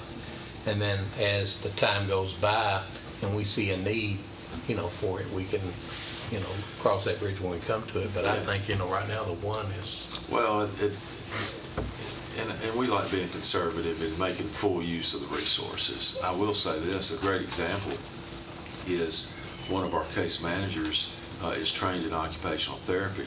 Now, we're the only recovery court that I know of in Tennessee, and that includes drug courts and veterans courts that have occupational therapy. I think it's a huge, huge benefit to these folks who need occupational therapy, which in my court is virtually all of them. Veterans court, maybe not all of them, but quite a few. Drug court, some. DUI court, probably very few.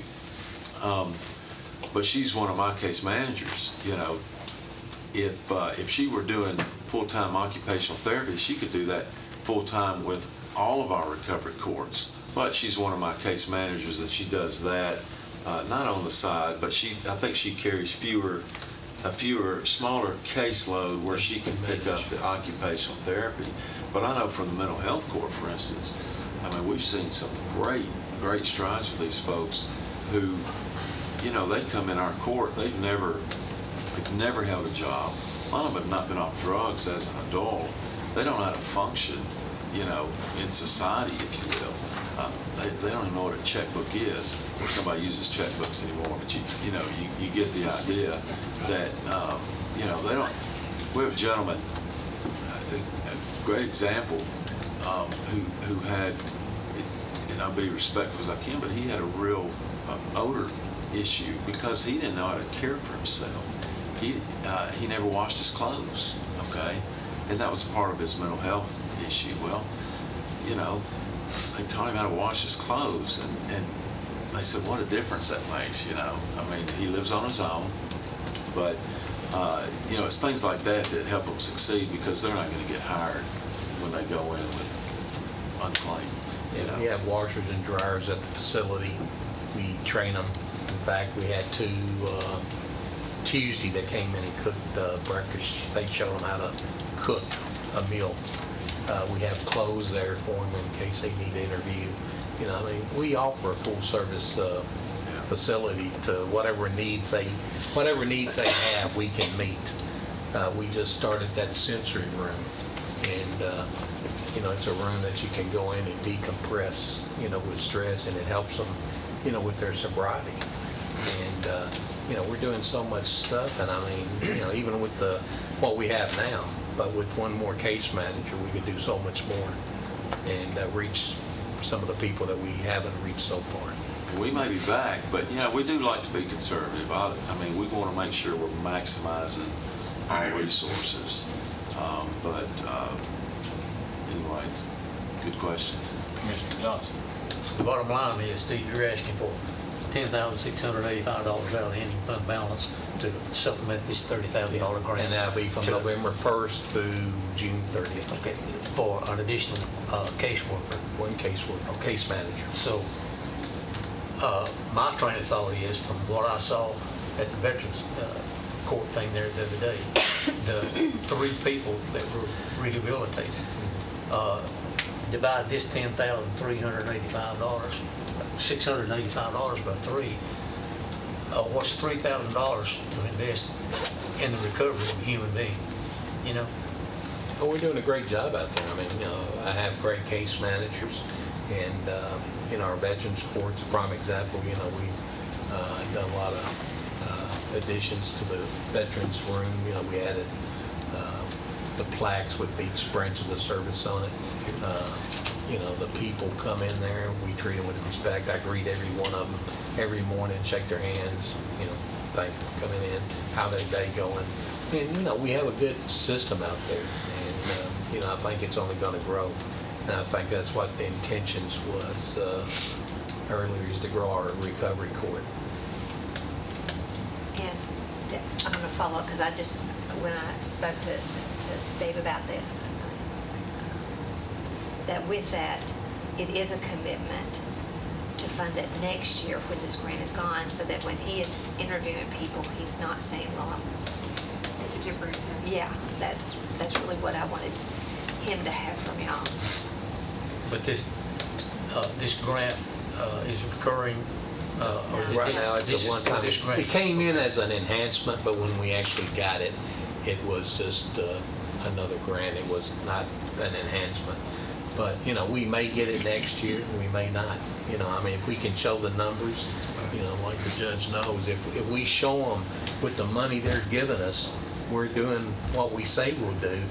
You know, I mean, we're transparent, you know, and we have character and integrity.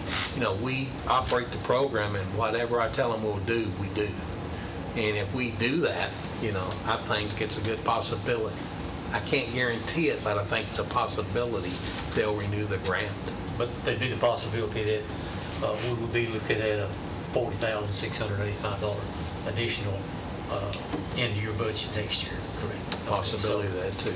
And I will say, I know Judge Bragg and myself, we have a very good rapport with Ellen Abbott, who works for the Commissioner of Mental Health, as well as another lady that works with her that I communicate with regularly.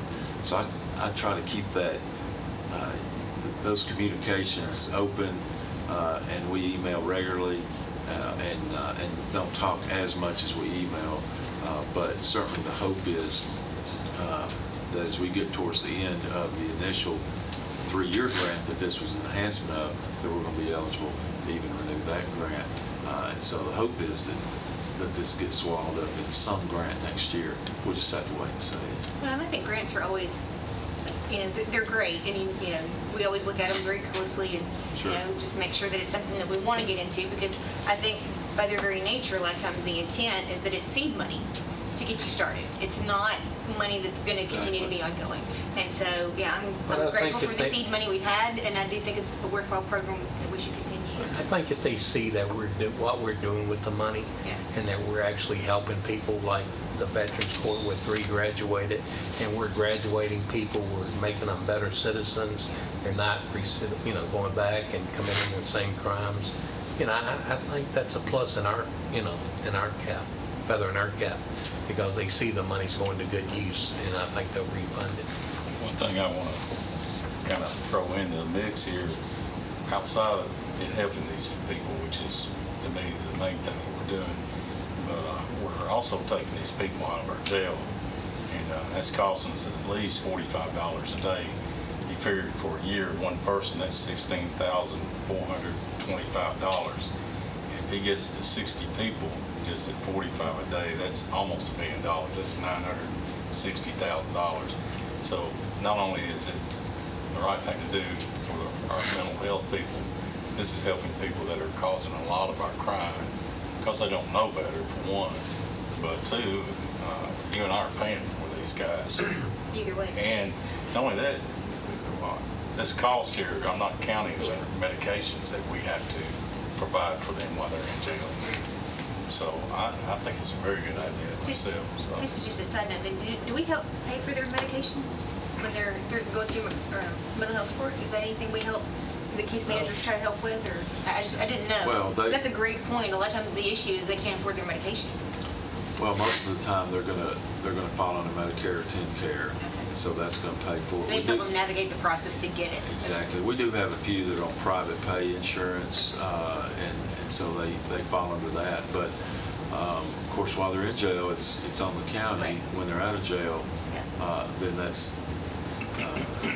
I just never thought about how we manage medications when they're going through the mental health court. That was a good question. Well, Good point. so Mental Health Co-op and the Guidance Center are huge helps, and I have a representative of both of those on kind of our team, and they are a great help. They will do virtually what I say I ask, but really it's the case managers ask as far as medication and making sure these folks get it. If I can get them to show up to the appointment, which is a struggle sometimes, but again, it falls back on these case managers. Case do a managers, great job. And there's times I'll say, all right, you know, you missed your appointment last week. What are you doing right now? Well, really nothing. All right, case manager's going to take you to the Guidance Center. You're going to and get it right now. So. I'd like to have a motion to approve. Okay, I have a motion to approve and a second, Commissioner Johnson. Do I have any other questions from the committee? Hearing none, let's call roll. Commissioner Howard? Yes. Commissioner Dodd? Yes. Commissioner Johnson? Yes. Commissioner Piercy? Yes. Commissioner Stevens? Yes. Commissioner Peak? Yes, motion carries. Gentlemen, thank you. I'll be excused. Oh, okay, I'm sorry. Oh, Yeah, the judge can be excused. Steve's got one more. We have another amendment. That's right. We have another You amendment. checked off, Steve, I'm sorry. I'm sorry. We have another amendment. It was a $1,300 donation from the Recovery Court Foundation, and they gave us the donation to purchase 2 laptops that we've got the bids from OIT from. And those laptops will be used in a re-entry program out at 940 in the work center. Right now, they're writing it on paper, coming back to the office and keying it in. So what this will do, we'll give them 2 laptops where they can go out there and key in all the information they need, and it'll be logged in. And number one, it's a better time management program for me, where they can use their time better served to help us with something else. And Be more efficient. yeah, it's going in 435, which is office supplies, and they've already been, requisitions already been made, and they're in the process of being ordered as we speak. And it just makes us a more, we're investing, even myself, we're investing time out in the jail. I go out there every Friday and I teach a class on financial responsibility and how to improve their finances once they get out, so they don't have to go back to what they were doing before to get back in. James and them, they teach anger management, and it's just it's a great program for them. And it's only for clients that have 6 months or less left on their sentence. And so this will be a big asset. You Okay, need a motion to approve this? I do. I'll make that motion. Okay, Commissioner Johnson has a motion. Second. And a second, Commissioner Piercy. Are there any other questions about this $1,300? Hearing none, call roll. Commissioner Howard? Yes. Commissioner Dodd? Yes. Commissioner Johnson? Yes. Commissioner Piercy? Yes. Commissioner Stevens? Yes. Commissioner Peak? Yes, motion carries. Thank you. I would ask the committee for a 5-minute break, if that would be all right, unless y'all want to plow on. I concur. I think that would be wonderful. Mr. Tom Trent. Thank you. Just to clarify, you're working with our... I'm an attorney at Bradley A. Ramp Bolt Cummings in Nashville, and I'm representing the city of Murfreesboro on this. And I worked with Senator Bolton, with the IDB, and Jeffrey, and Adam Tucker, and Craig Tyndall and the mayor, to formulate a plan to redo the downtown city block that the city acquired, and that's what this is about. Okay, and then we also have Brian Davis. Yes, sir. Brian, if you want to tell about yourself. Yes, I'm with the development group, One East College LLC. I'm also the president COO of TRC Construction Services. We're going to be a partner in the development. We're part of One East College, and we are the design builder for all the project. And our in-house engineering firm, TRC Worldwide Engineering, would be doing all engineering work on the project as well. So we're a partner in the development and the design build. Okay. And Tom, again, you're an attorney who actually represents the city of Murfreesboro. Correct. Okay. Okay, gentlemen, please go ahead. So what I was, and I apologize to those of you on the property committee because you've just heard this, but we'll run through it again. What was suggested is that we do a little overview of how tax increment financings work, just as a general matter, because it's likely you're going to see more of these. And this is what I do all the time, TIFs and pilots and grants and incentives. And then I will give you a summary of the downtown TIF. And Brian was going to do a presentation then on exactly what they're talking about building. Does that sound all right? We'll try to do this. I know it's late. I don't want to go too long. Oh, it's all right. So you can do this in 10 minutes. Or... Yeah. All right, Ray, I'll talk real fast. So first of all, industrial development boards are designed to implement projects. So you have to have a project to use this program. This is a quick summary of some of the kinds of projects. And if it's helpful at some point, I'd be delighted just to share these slides with you, and you can email them or something. But parking garages count, which is what the project downtown is. So TIF stands for tax increment financing. But if you're doing a TIF financing, it's always has to be for a project or to provide a incentive for a project. And it's repaid from the incremental increase in property taxes as a result of undertaking the project and the development as a result of the project. The important point here is this last one. We did a program at the Governor's Conference on Economic Development last year on best practices. And I read all the major articles out there, which was really boring, about incentives and where the criticisms are and what people think you really should do. And they said, look, TIFs are the most efficient incentive for a development or for a project in your community for a few reasons. And so that's part of why we're taking a little extra time to walk through this. One reason is that the increment has to be new money. You can't take property off the tax roll. So on a pilot, which you do regularly, if you have a major city block, let's assume from that it's not owned by the city, but let's just say it's a major city block, and it's on the tax roll at several $100,000 a year. If a company comes in and wants to put their headquarters there and you want to give them a TIF, and this happens in Nashville, a pilot, you convey the property to the Industrial Development Board, take it off the tax roll. And like the Bridgestone headquarters, that came off the tax roll for 30 years. Okay? Well, that puts a little hole in your budget because you were planning on revenue from that budget unless you do a tax freeze, which you can do, or you have a payment in lieu that makes up some of that difference. You don't have to worry about that on a TIF. By law, the increment is only new money that is over what the base taxes were, which is the taxes from last year. So you can see already why it's a little more efficient. So if it's a TIF financing, there's two ways to structure these, so I'm emphasizing that. The way that works is the Industrial Development Board, the IDB, is the borrower. The developer has to get the loan, and it arranges for the financing. The loan is then made without recourse to the IDB.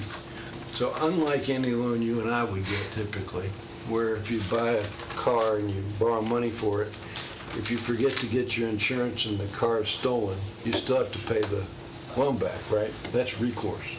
You're liable on the note, period. Here, the IDB is not.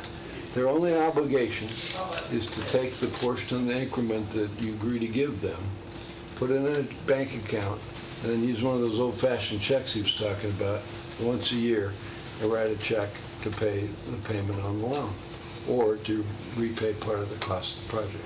That's it. So no recourse to the Industrial Development Board, none to the county, none to the city, none to the state. The entire risk is on the developer. Another reason why it's a very positive and efficient incentive is that if they don't do what they say they're going to do and create the increment, they don't get anything. Unlike a pilot, if you take it out of tax roll, now you got to work out a clawback and a performance agreement and all that, because if they don't do anything, it's still off the tax roll, right? And we've seen that happen in some communities. So what you do on these is relatively straightforward. You have the Industrial Development Board adopt an economic impact plan, which designates an economic impact area from which the incremental increase in property taxes can be used, or part of it can be used for an incentive. Okay? So you got to define the area that you can use the taxes from. So you allocate the property taxes next. You say base tax amount has to go to the city and county like they always would, and that's the taxes from the year prior to the year in which you adopt the plan. So for this one, it would be 2018. Dedicated taxes, this is important. This was changed in 2012. Comptroller sponsored this legislation. The portion of the taxes designated by a taxing agency to pay debt service on the taxing agency's debt has to still go to the taxing agency for their debt. Simply stated, we figure out the portion of the county budget that is used for debt service, and that comes out first out of the increment. You get that, period. So you get the base taxes, and you get the amount you need to pay your debt service. So that you don't blow a hole in your budget, period. End of discussion. That way you're safe. The CFO, which in your community you call the finance director, does designate the amount of that each year, so we know. We're just a little one-paragraph certificate. So what you use these for is if you do a TIF financing, you use it to repay the bond. So let me describe it this way. His job will be, if they do it this way, to go find a lender, to make a loan to Industrial Development Board, and they use their increment that we've allocated to them to repay that loan. That's it. But you can also use it to pay costs of the project. So many of the deals we do now, we don't even have a loan. We just say, you pay for the cost of the project, demonstrate that you built the project, demonstrate that you paid the costs, and once you pay your taxes, we'll give you a check back for part of that cost each year during the period of the incentive. So it's a rebate. So when I was asked once if I could summarize the difference between a pilot and TIF in a couple sentences, the short answer is a pilot is a tax abatement or reduction, and a TIF is a tax rebate. Same tax, same incentive, just using it in a little different way. And this actually, at the end of the day, is much simpler to administer. If you limit the costs to public infrastructure, then you don't have to get permission from the comptroller and the Commissioner of Economic Development for the deal. If you want to give it to the developer to help pay for the land, pay for the building that they own, something like that, we get approval from the state. They are reaching the conclusion that but for the incentive, the project probably wouldn't have happened. That's their decision. We've always gotten that approval on any deals we've worked on. But the advantage of doing it as public infrastructure is that it satisfies the Tax Uniformity Act, and we don't have to worry about it. A garage, a parking facility, is public infrastructure under the statute. So, the plan area must have a project, and it has to be located in the municipality that created the board. That's a little different than a pilot. I'm doing a pilot right now where a facility is sitting on a county line, and the Industrial Development Board in one county is going to take title to it in both counties with permission from the other county and remove it from the tax roll in both counties. You can do that. You can't do that with this. You'd have to have both counties approve it if that happened. Minor point, but to the extent that you end up with something in an important area that crosses county lines, you can do it. You just have to have approval by both. And it either has to be used for industrial park or project. And the plan requires simply that you set forth the plan area, discuss the benefits of the project, and limit the allocation to no more than 20 years, unless you get approval from the state. That's the same test for pilot. What's a little different here is on a pilot, if a city industrial development board takes title of the property, it's just like the federal government taking title of the property, or the city acquiring the property, or Vanderbilt University acquiring the property, UT acquiring the property. It just comes off the tax roll. So county doesn't really have a say in it, right, if that happens. Now, if you do it through your industrial development board, of course, that you've delegated authority to them with parameters, or they bring the project back to you, which we've done a few times. So in some communities, that's an issue. Here, I don't perceive it will be. But under a TIF, they have to bring every project, every plan to the county if the county is going to contribute its increment. So that's different. You can't just delegate authority to the IDB to just keep doing these. I like them better than pilots, like the mayor of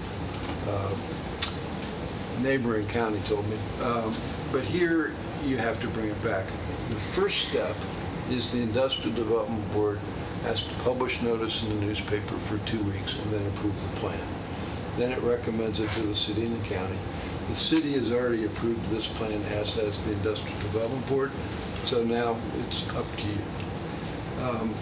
So And if you're going to do it as a loan, you do what I call a development agreement. Sometimes we call it a funding agreement. And if you don't have a loan, we use the same type of document. So what that is the plan itself is an agreement among the governments, Industrial Development Board, the city, and the county. It says, this is what we're up to, and we're going to let you use this much of the increment from this plan area for the incentive. So you all say, well, now we need something that ties these guys down, right? So that's the funding agreement.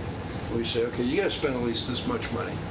You got to start by this date. You got to finish by that date unless something bad happens. It's not your fault. You got to, we don't want you leasing it to, massage parlor or something. Whatever is your deal. So we've got all that in a funding agreement that's been approved. And that's what ties them down, and that's the agreement where the Industrial Development Board says to them, when we get the incremental payment, we're going to put it in our account and give you a check to pay you the incentive. So it's pretty simple at the end of the day. There's really only two documents. Oh, we just covered that. And so comparing pilots and TIFs quickly. Pilot, you have to convey the property to the Industrial Development Board and lease it back. And a TIF, the company owns the project. I'm doing a huge deal right now that's not been announced. And the company is having great angst over conveying property worth as much money as we're discussing to an Industrial Development Board. They just can't, it's hard. Hard to recommend. Hard to get your head around. Here's my assets. Right. I'm giving you title. Exactly. And you may remember the UST project, porcelain project in Mount Pleasant, Tennessee. That's an Italian company. And it was not possible to really get them to understand that it's okay for us to take your property from you and lease it back. Trust us. Yeah, just trust us. You've never met us before. And same thing with another project I'm working on with another foreign company. So a real advantage of a TIF is you don't have to do that. Everybody just pays the tax, otherwise we pay, and then you can get a check back. So we're going to see more and more of these.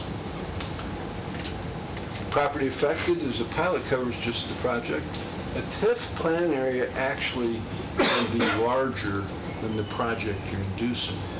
And if you think about it, if you've got a new interchange coming in, big greenfield site, middle of a farm, and lots of growth going on around there, and you get a wonderful retailer. I don't know who your favorite retailer in the world is, but let's, IKEA was always my example till they pulled their horns in. But if IKEA was coming, you would consider giving a TIF to IKEA on one quadrant, because when they come in, hotels open next door, restaurants open next door, gasoline stations, it develops, everybody generates lots of economic development plus a ton of sales tax. And so people will do a plan area that's the whole, all four corners of the interstate and use some of the increment to benefit just IKEA. So you can do a bigger, more robust incentive for certain deals with this type of project. That's how the Nissan headquarters was done in Franklin. It was a new interchange, one of these Industrial Development Board TIFs just by the county, and then the incremental increase from two of the other quadrants was also used to help pay for Nissan. They're both 20-year deals. Now, a pilot is limited to 10 years if it's retail, unless both the city and county approve if you're using all their taxes. And the required approvals are slightly different, like we talked about. For an Industrial Development Board pilot, only the entity that created the board that delegated authority to them has to have approved the delegation. Here, you have to approve every deal. All right, so that was exciting, wasn't it? What I'd like to do now is get it a little closer to home and talk quickly about this project, and then let Brian fill you in on the details. And this is where we're going to get into some numbers for the finance people and the budget committee. What you're going to see is they're contemplating an office, retail, restaurant, residential, and hotel development with a decked parking garage. So office, retail, restaurant, residential, hotel, decked garage. That's a classic multi-use project today, which is what we're seeing all over Nashville. Their estimated cost is somewhere in the $65 million range. The project is to start by January 2020 and be complete by June 2022. We expect then the assessments to hit the tax roll by tax year 2023. If they get done a little early, it might hit the tax roll in 2022, in which event it starts.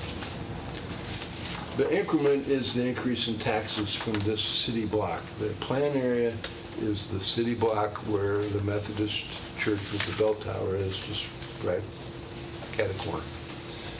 It's the whole city block. It's currently not on the tax roll 2018. It was owned by the city.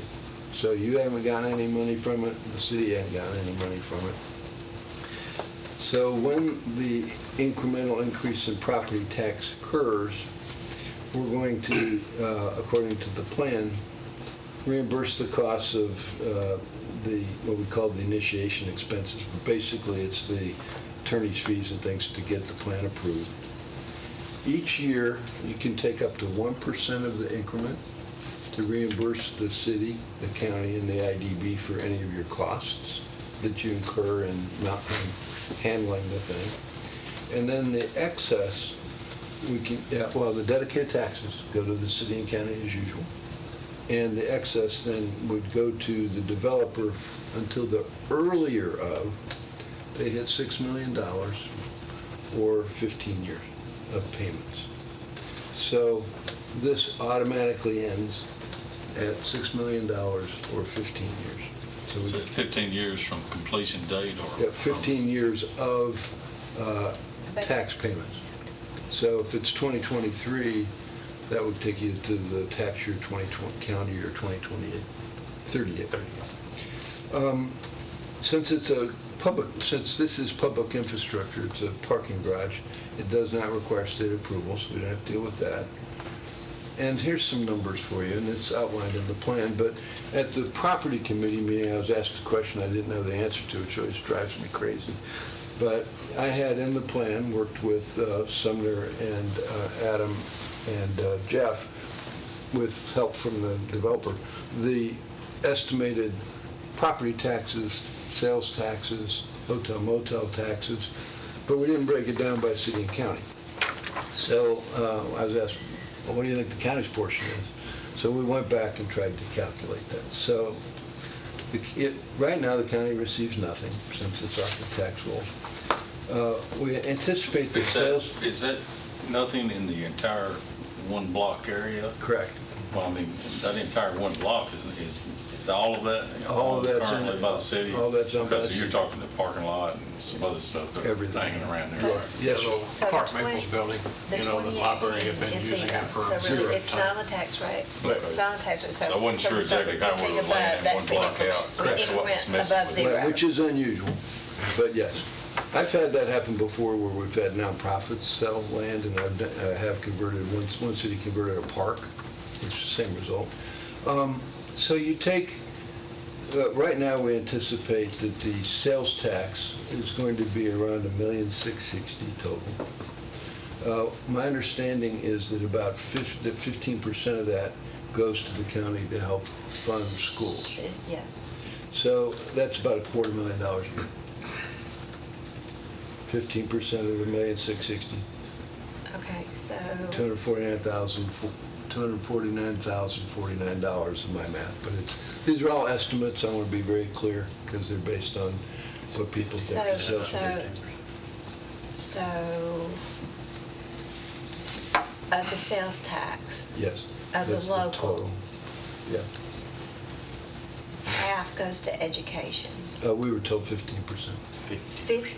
50! 50. Oh, that's a hard of hearing thing. Well, that's much 50. better. Okay, so That's 50% goes to the So that's 800, education. so that's And your 840. 15% where you get to is city schools. That money I goes see, to, so they keep, not county schools, excellent. Right. because they Much have a better. school system, and so that So this is 50% will go. 50% goes to county schools, Yep. 15% goes to city schools. 15% of the 50.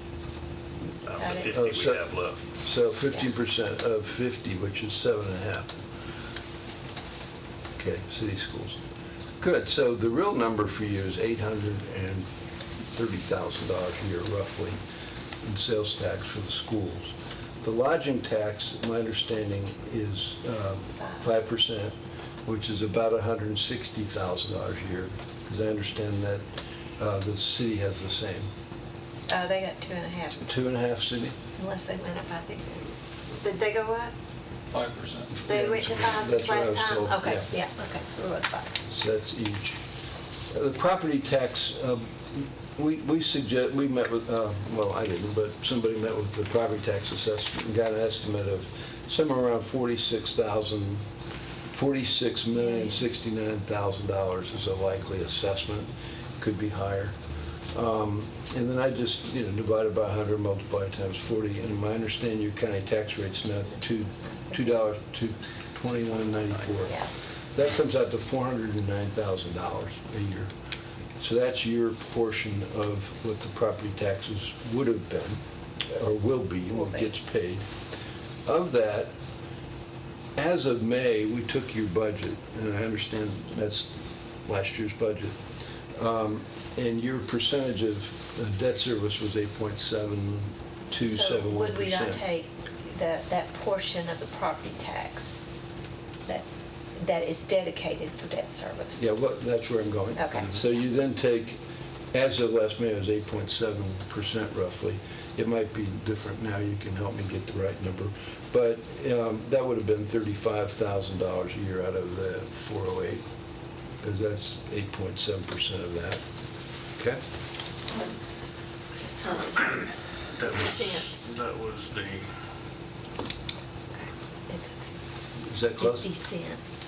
What's different? It's 50 cents. The 2.2194, 50 cents of that is for debt service. Cents. Okay? So 50 cents. 50 cents. So is that about 8%? We got this by taking your total, well, as of May. We can calculate that. 22%. It's gonna be Yeah, it's higher. a lot more than 22.5%. 22%, okay. And we don't set that number forth in the plan, it doesn't matter, I'm just Yeah, trying to because- answer right, the question asked. So, and when the incentive ends, you get all of the $409,000 private tax plus whatever it is at that time, because we'll have inflation and higher property values and probably different tax rates. But my experience is that when you calculate things like this, they usually pay off sooner, because with inflation and increases in property tax over time, their numbers, their 6 million stayed flat, but the property value went up and the tax rate goes up, and the taxes go up. All of this is without recourse to the city and county. So, and at the end of the day, what you're going to get is a pretty cool project. So let's let Brian tell that. You can look at this in the meantime, and then let's get into questions. Tom, Yes, if you sir. don't mind, cover that, your totals one more time. $1,660,000 for sales tax. What was the total on your lodging tax? 320, so 160 to you. Okay, and then you had property tax at 46 million increase. The assessment was 46,069,000. And so if we took 50 cents divided by 2.2194, 22%. About that. So 22% of the 408, 956 is 89,000 dedicated taxes.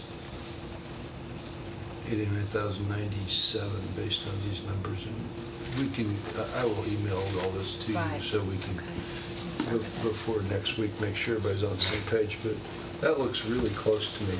And your amount on your debt service again, Lisa? That's around 90,000. Right at $90,000.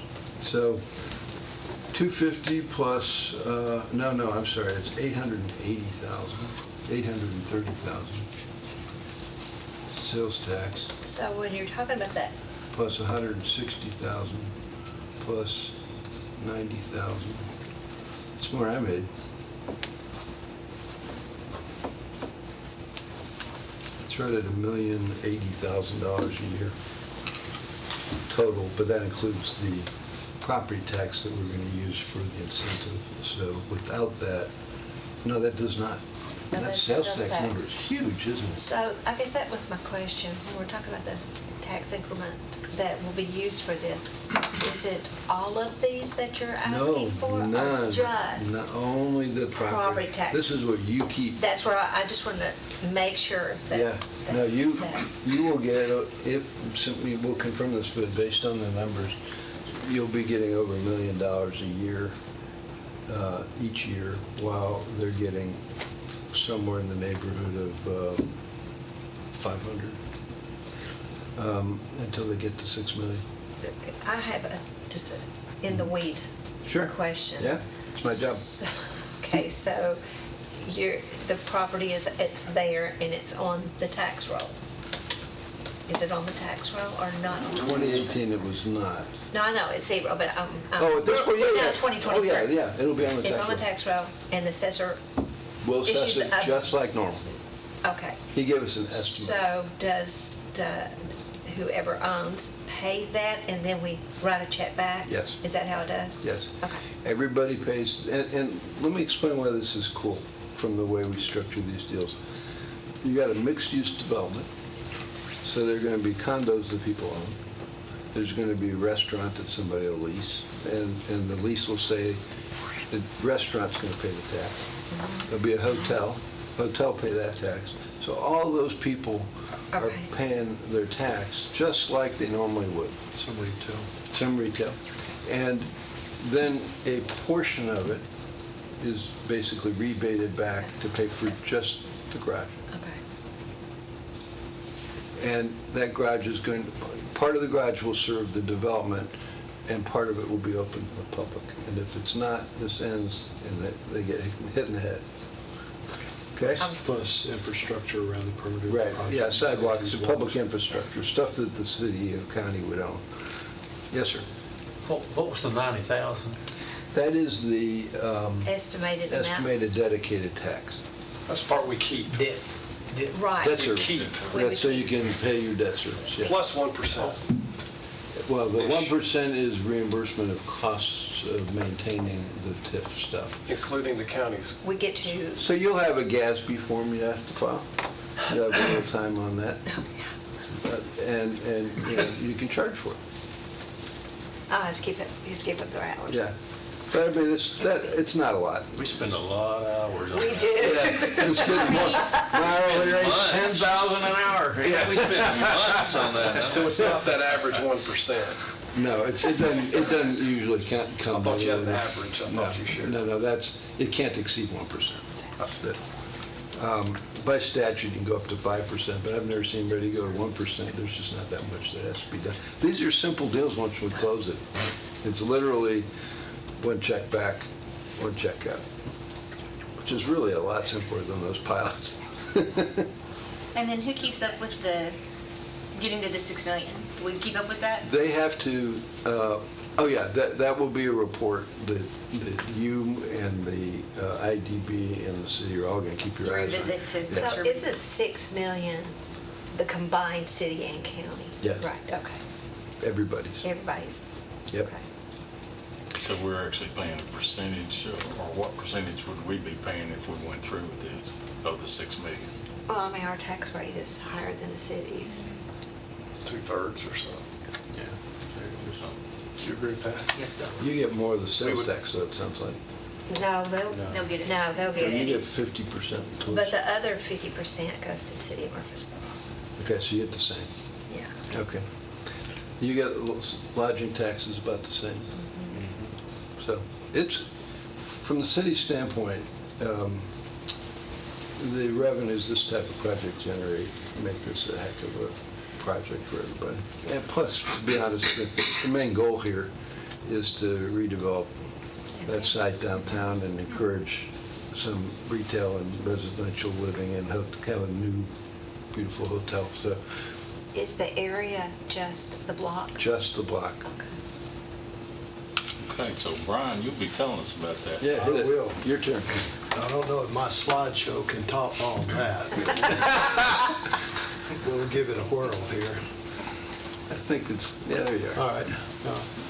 Before I start anything, I need to read my little disclaimer. All the elevations I'm about to show you are not final. We're currently working with the City of Murfreesboro's Planning Department, making some revisions, but the final elevations will conform with the City of Murfreesboro Planning Department's requirements.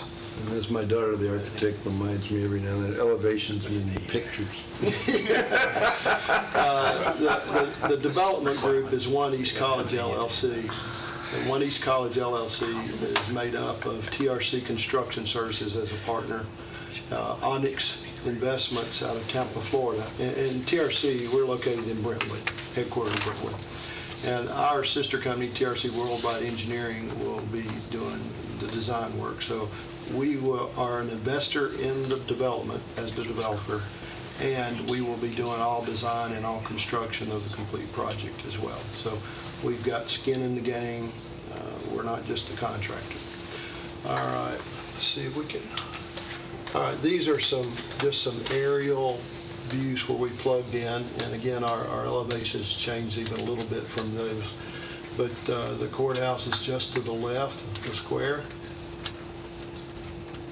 This is a little different version looking back from the courthouse at the bottom of the page, giving you a little bit of a view of the scale and where it's located. The overall site plan consists of 5 components. In the lower left-hand corner, the church building. North of that, the office building that will face North Church. The large footprint is the parking structure. And then above that, the cross-hatched area is the residential dwellings. And then the hotel is at the bottom of the page facing East College. And we'll roll through and talk about a little bit of each one of them. Again, this project is bordered by the city streets of East Lytle on the north, East College on the south, North Church on the west, and North Spring on the east. And it is the entire block. The property lines would go to the city sidewalks. As it relates to the TIF specifically, going towards a portion of the garage and infrastructure, so the public infrastructure that would be done for utilities around the project, as well as the sidewalks and basically the first lane where parking's at, on-street parking, all that would be redone, and that would count towards that. This is a view looking, you'll see church on the left, East College on the right. Our agreement with the city requires us to only save the bell tower. We are saving the church structure and basically making it the focal point and the namesake of the project. The church, the exterior is not going to require a lot of restoration other than just normal routine stuff. We're not having to demo something down and rebuild it. It's in the exterior of that church is in very good shape for the age. It was built in 1888. We find no structural cracking anywhere in the veneer. You'll find a little bit on the exterior step somewhere, but that's just due to freeze thaw, normal cycle. So it's in good shape, the exterior skin. We do plan to do some, the bell tower has about 3 or 4 layers of platform. We intend to take those out, so once you enter the structure, you'll be able to look up, and we plan to backlight the windows from inside, so at night you'll see something besides just the blanked out structure. You'll be able to see the windows and the stained glass that's in them. Does that space have a purpose? Like, what will it be used for after? Our plans are, we have people that are interested in one of 2 scenarios. One is an upscale event space. Weddings, events, business events, whatever. We have another potential use that has some interest, and it would be for a restaurant, music type venue. So those are the 2 possibilities. There's some other things out there, but we think those are the most viable. And one thing about both of those venues that helps us with the overall project is those are typically venues that occur at night and on the weekends, when the office is not occupied and there's additional spaces freed up, that kind of thing. The building to the church will remain, the little wing to the north of the church, it was added, it's got a little courtyard, that will be taken off. And you'll have an open access between the office building and the church. The structure to the left, the 4-story, is an office building. It will have retail and some restaurant type coffee shop, deli space, that kind of space on the first floor. And then 3 levels of pure office space. The first floor also will have a small area. The city of Murfreesboro wants to create a small center for their police, for their bicycle police that are in the downtown area, and also use that as a place for some of the patrol cars to come into and do some of their paperwork, or a report dropping station.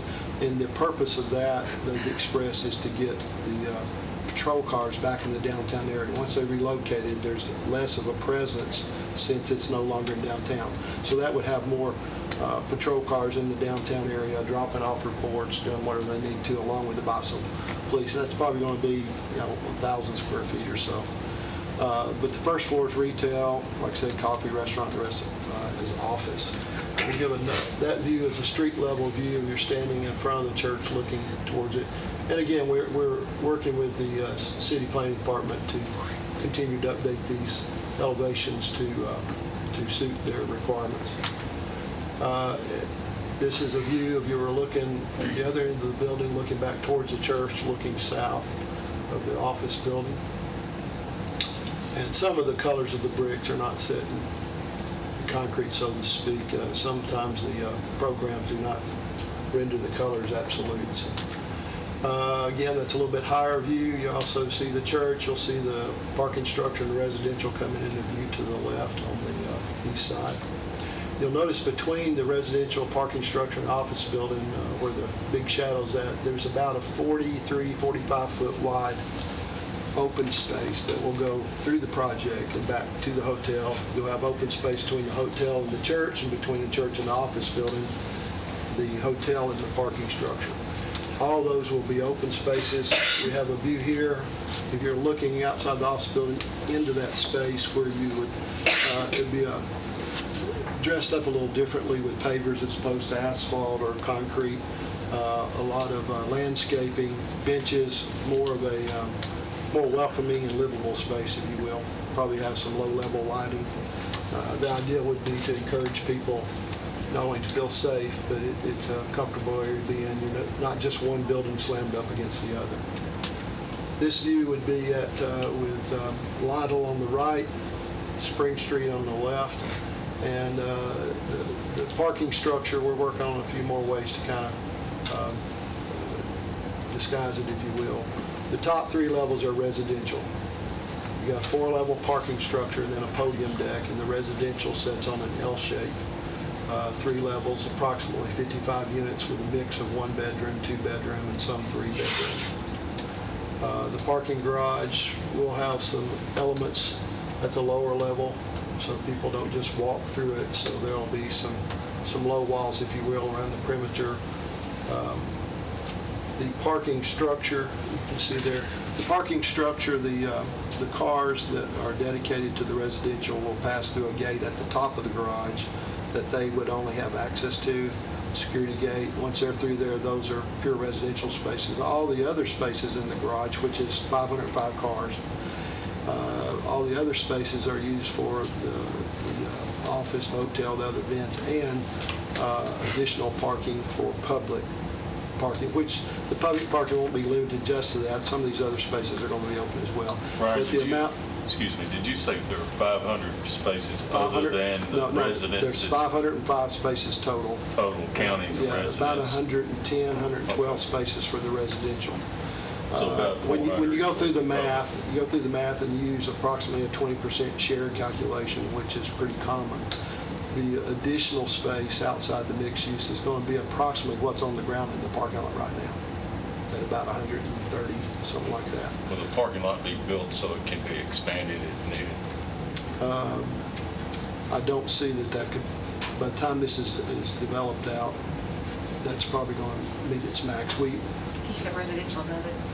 There is some possibility, since the residential is L-shaped, it would make it a little bit more difficult to do later on. Is the residential going to be rental or We're marketing those, ready to market those as for sale condominiums right now. Now, along with that, you have to be able to get the financing, which means you have to have so many pre-sales and that kind of thing. it's a fluid plan, I get. I'm Yeah. just curious what your plan was. That right now, we're finalizing the layouts on the plate and got our mix count right. And we're probably a couple weeks away from opening up the website, start full marketing. Parks Realty will be doing that for us, John Harden. How many would be the apartments? How many condominiums? About 112, something like that would be dedicated, and that's at the very top. So they drive to the top, go through a gate. So you're not mixing public parking with the private.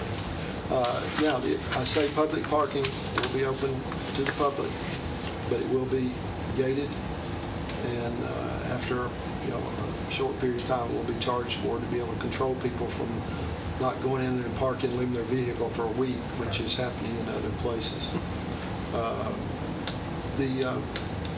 The building that you see in the forefront there is the hotel. It's 110 rooms. We are working currently with one chain, 2 different options. Hopefully you can have that tied down within 30 days, is what we're looking at. The level that's required is an upper mid-level, upper mid-scale, and upper level. This will be an upper level. Somewhere on the lines of a boutique hotel, just a little bit more rooms than you typically see. The first level of that building would also have some retail. Not the entire level, but some of that could be retail. And that's kind of a street view. If you're standing with the church to your left shoulder looking back to the east, and we wind up back at the same point with the church in the foreground. The one thing about the church, the stained glass windows that was in there, most of those were taken out by the city before we closed on the property in June and stored in their facility for protection. Someone had evidently broken in a few months before that and damaged a few, so those will be repaired. But those have been taken out. If you drive by there and notice they're missing, they're coming back. But again, we are saving the entire building and making it the focal point of the project. Now, I know that's not as exciting as your stuff, Tom, but It's a lot more exciting. Well, it makes a good wedding venue. I can account to that. I was married there. Oh, really? It works. It works. Yeah, there's another one down there that was married there. Well, with a mixed-use development, there's a lot of interactivity between the different components. The parking garage, for instance, the hotel needs very little parking between 8 in the morning or 7 in the morning and 5 in the afternoon, sometimes even later. So their influx of cars is after people in the office building have left. The use for the church is weekends and nights when the garage is less. So there'll be more than those numbers available at most times. The coffee shop in the office building, that's early in the morning. Most of the time, the people that are already in the block, deli during the lunchtime or whatever, but not as much traffic at night. So they're all interactive. The event space is also a complement to the hotel. The use of the hotel can book rooms because the event space is there for weddings and other things.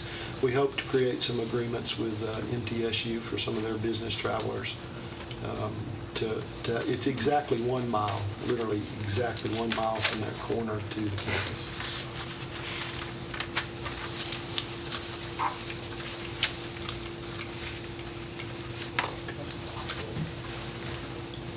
Chairman. Yeah, got 2 things. It's my understanding that the TIF is strictly for the parking garage. It goes towards the parking garage and none of the other facilities. Infrastructure. So around the perimeter, the parts of the project that's on the city property, sidewalks. That's what I understood the other night in the presentation. So And the TIF is total for, parking available on site is Correct. 505 car parking garage plus 48 around the perimeter. We're not taking away on-street parking around the perimeter.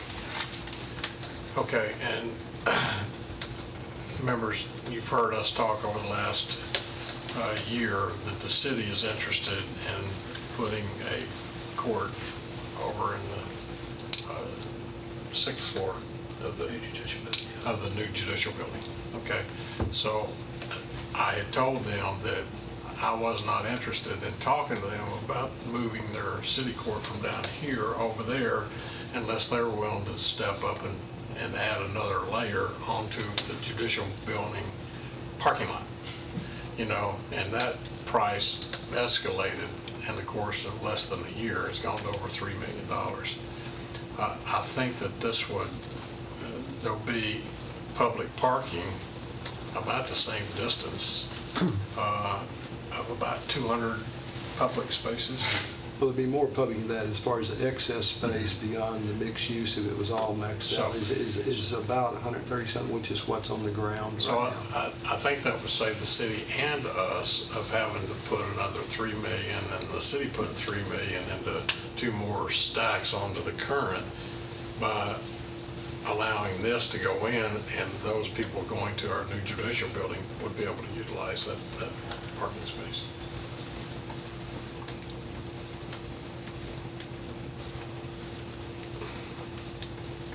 So I think the city- are you saying that in your mind that would be equivalent to them doing what you asked And for us. And us. letting them use the judicial space? That's correct. Well, we need to discuss that at a different forum. Yeah.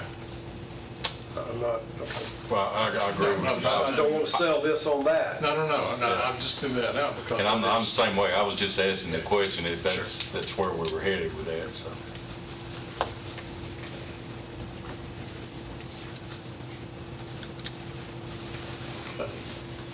So Lisa, where are we at on this? Are they wanting a agreement to, Your iPad contains the TIF presentation by Mr. Trent and the economic impact study and a summary. Jeff wrote that summary. Is that right? And then the resolution that's on here has been corrected and is what you have at your place. That's your, so this is the new resolution? Yeah, there's some changes in here for titles. I think you just kind of wrote it from a boilerplate kind of thing, and so I corrected some language anywhere that we don't have a vice mayor or a chief financial officer, and then I also, Mr. Trent, it'll be October at the very last page as opposed to September. September 2019, so the October. We'll fix that. We just need approval for this resolution to go for the full commission. That's what you're looking for. Resolution and looks like we need to approve the economic. Well, the resolution does that, sir. Oh, does it? Okay. Yeah. Okay. And I've got a question since we've got our attorney back here, Mr. Reed. I'd like for you to give me a quick synopsis on what this agreement is going to say and who it involves. I know IDB, the city, and us. If you don't mind, just for my clarification, just give me a quick synopsis in your mind of what we're fixing to do here, if we do. Well, I think Mr. Trent's presentation appeared to be correct with respect to what this agreement does, but this is a project that sets up an agreement between the Industrial Development Board and the City of Murfreesboro and the county. And under the terms of the agreement, for a period of up to 15 years after the project is complete, there is a tax rebate back to the developer up to a maximum of $6 million over 15 years. If the money that's left over from the new taxes that are generated from the site are not sufficient to fund $6 million in 15 years, the developer takes that risk. The developer does not get the full $6 million back at that point.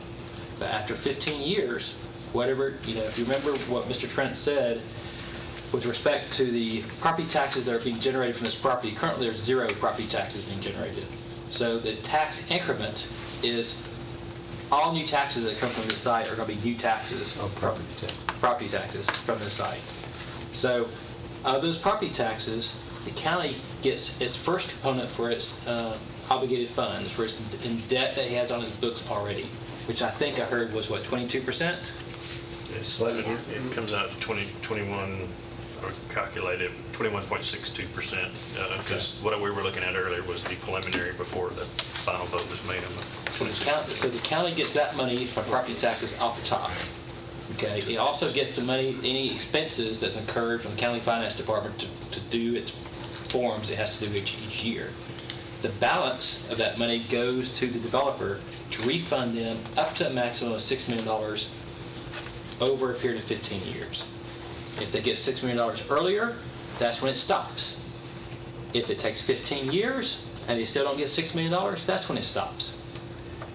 After the $6 million has been paid or 15 years are up, whichever earlier occurs, 100% of all property taxes generated from this project get paid to the county, as they normally would, in perpetuity. So, and that goes on forever.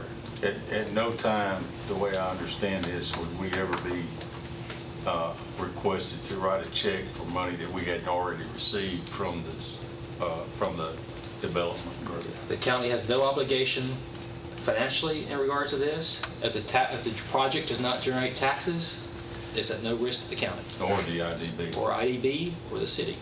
So there's zero financial risk to the county in regards to this deal.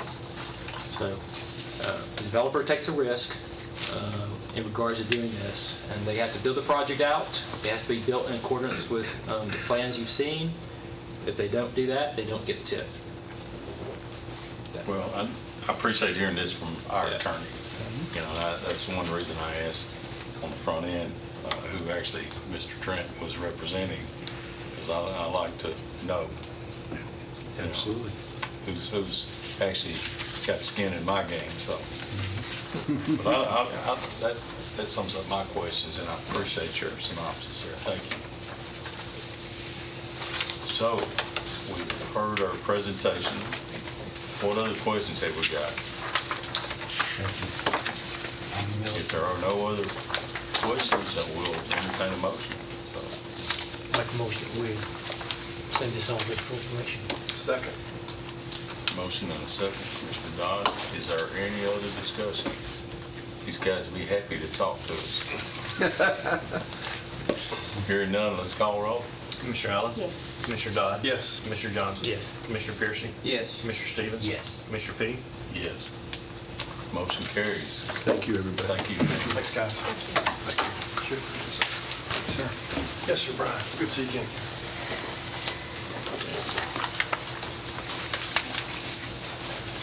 Okay, Thanks, Tom. we're ready for Thanks, item- guys. Thank you, guys.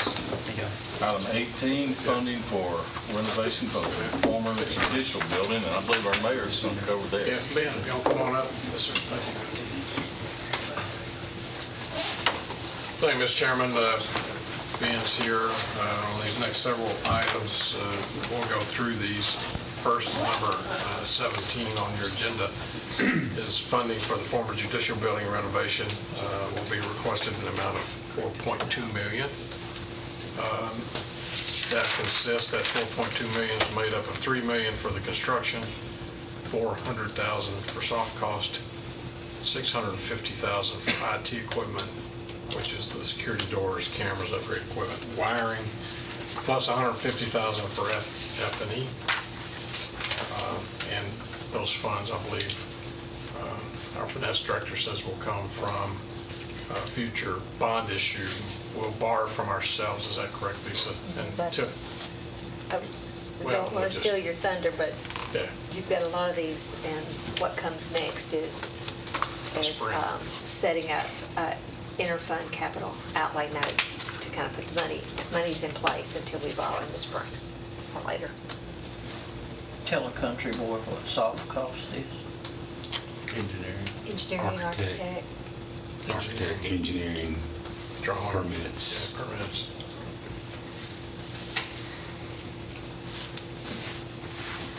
And I was right there with you, by the way, so. Why didn't they call it engineering cost? Yeah. Drawing. Engineers, I don't know. Like acronyms. Yeah.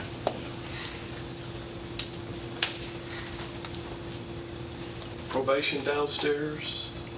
Probation on the first and second floor. We haven't, They got the second one. yeah, we're moving to the second floor. Take both floors? Yeah, that's correct. I think when we first got started, Commissioner, Director King was, after we got to looking at it, brought some architects and engineers in, and I think he had drawn it himself of what he thought he could get by with.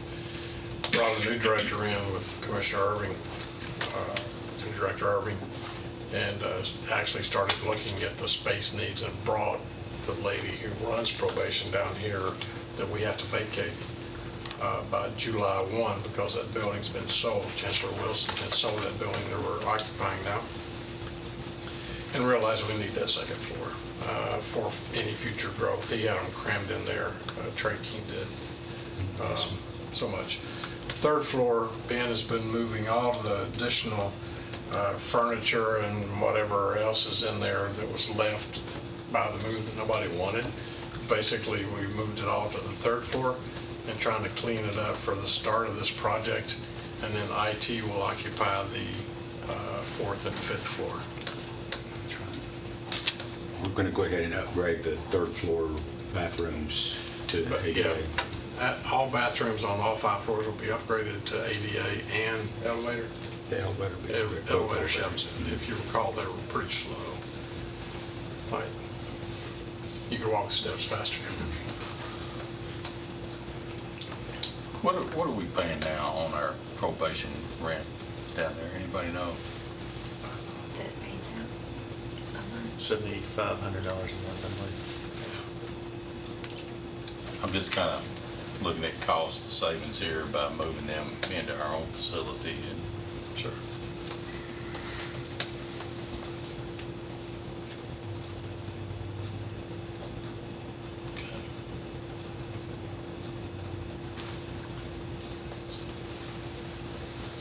On my iPad here, it says the contract's been signed and issued to Steve Johnson, Gresham Peak, for either the judicial building project and the archive, or the archive edition.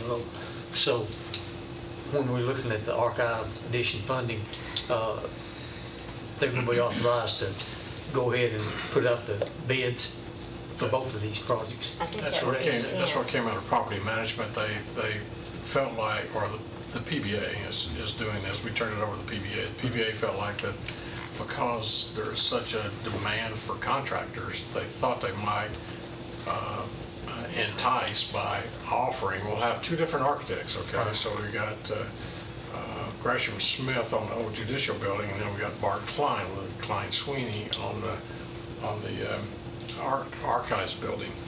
But to offer it, we may not get anything, but to enhance the opportunities of a contractor picking up both projects, we're going to put them out, and they can turn in one bid or they can turn in a bid on both buildings. Okay, that's what I want to clarify, that we're going to have to put out bids for individually. We do both of them. Yes, sir. Okay, yeah, that's the prudent thing to do, in my finite mind. The PBA will be interviewing. They've got 6 contractors that they're going to interview, and then they'll cut that down to a short list of 3 that they can do either or project or both. That's November 6th. We're having a pre-bid meeting, a pre-bid meeting on the 24th of October. Then 31st is when it's the deadline to submit a quote, and then they'll start interviewing the first or second week in November. So on this building, when I first came in last September, I think the previous commission had a quote of about $4.9 million to go in and renovate the whole 5 stories. And within that period of time between last September and the time we started talking about it in May, it had escalated to about 7.2 million. That's when we said we can't afford that. So we're just going to go in. We're going to, the most expensive part will be the ADA bathrooms on all 5 floors, but basically it's just going to be cosmetic paint. No support walls being changed or anything else, paint, new carpet. Because the bones of that building are really still good. You've got terrazzo tile down, a lot of marble that need to be kept. You said they're going to look at the bids October 24th. That's when they'll have a pre-conference, Okay. or a pre-bid conference, and then they have to be submitted by the 31st, and then the first week, I think the 7th, I believe the 7th is a PBA meeting, and that's when they'll cut it down to a short list, and they probably won't award anything till, it'll probably be the 1st of December before they actually That's pick what and choose. I yes. wondered if we have some solid information. I believe our next property management meeting, the 29th. So, We'll know who the bidders are for sure. okay, so we'll have some good solid information then. That sounds good. But what you're doing here tonight is just getting the money. So we can start when we do get That's the good. bids. That's moving it forward. But this is a project that's previously been approved by the full commission, is that correct? Y'all have approved a plan, Plan We've 7. approved the plan. What we're so- doing tonight is approving the funding. Financing. Right. Well, that was my point. This is not It's anything not new that new. we're coming out. Right. I've seen it on your list for a while here, but the financing is. So it's, How many square feet per floor? 12,000, The building is, It's about 7,000 square feet of floor. I think that sounds right. How much? About 7,000 a floor. We, if they just took the first floor, if they were going to fall about 2,000 feet shy of what they're currently in right now. And so it was going to be, I was really going to put them in a bind, I think. So they're not taking the whole second, they're not occupying the whole second floor, but they'll have They're their leaving the option. courtroom and the second floor, right? Mhm. Yes. Offices.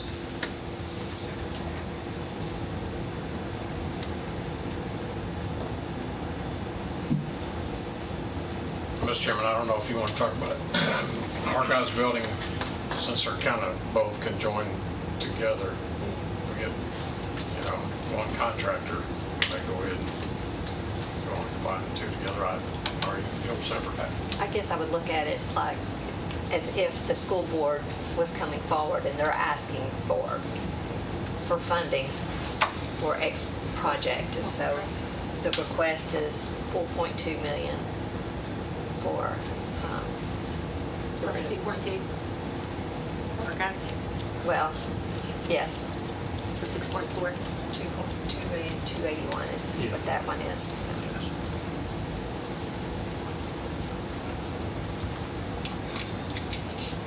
Well, I think that we should. I mean, let's go ahead. But I don't hear anything different from the committee. I'm trying to put some numbers together in my head, that's why I'm so spaced out over here. Excuse me, but I'll get back on point. But if that's all right with the committee, we'll discuss both. Yeah, basically it'd be grand total about 7 million for both of them combined. So I don't see any problem with considering both of them at the same time, because, we've already hashed this over 2 or 3 times. I don't have any problem with it. If somebody else does. The Archives building has already passed, I believe, and it's already passed the city signed off on it. It's met with their new criteria. They actually want the higher hip roof for it to be seen from Memorial Boulevard. So, but they did allow us, didn't have to put windows, they put a fake window up there. They just wanted aesthetically to look decent. Right, John? 6 million for 481, something like that. Does that sound about right? And of course, all the additional records that we are being kept in those long haul trucks that are stationed out at the police department, that's what's initiated this. We've got storage of records that need to come to John's location. And we're also leasing space, which is a real problem for the sheriff's department, because they're in a warehouse, and every time that somebody at the sheriff's department, I think the sheriff was telling me that they had a deputy in Georgia on the radio that they had pulled somebody over and they needed access to the record. At that point, Paul, I don't know how all that works, but they needed information. Well, we couldn't give it to them because we had to send somebody to Laverne, and you got to pay every time you pull the file down there, and they deliver it from Laverne, and then you got to pay to put it back in there. So this would all be one phone call from the sheriff's department to your location if you were open, right?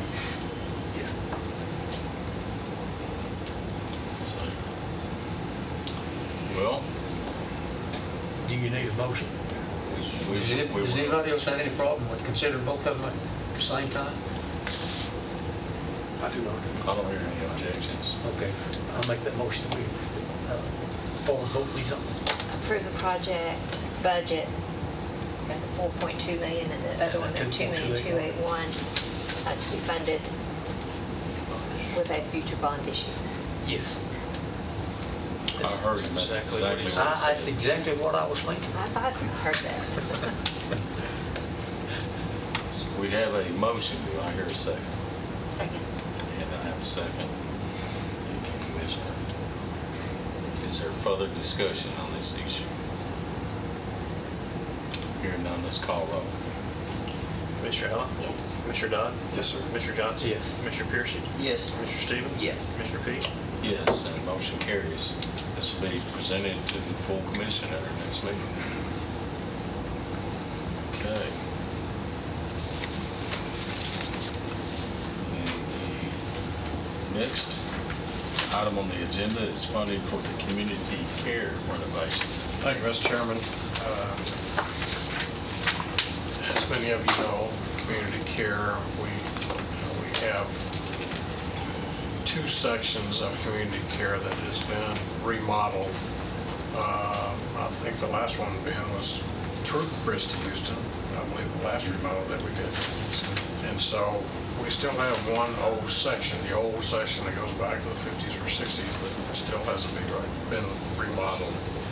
So in February, I went to the Christie Houston Foundation and requested funding. We have money in our rainy day fund at community care to pay the 50% because Christie Houston requires it to be 50%. But then after we got into that, we found out that the building was owned by us, the county, and not community care. And I think that was done back in '98. I think the county commission chose to retain the building and basically let that quasi-government entity run itself.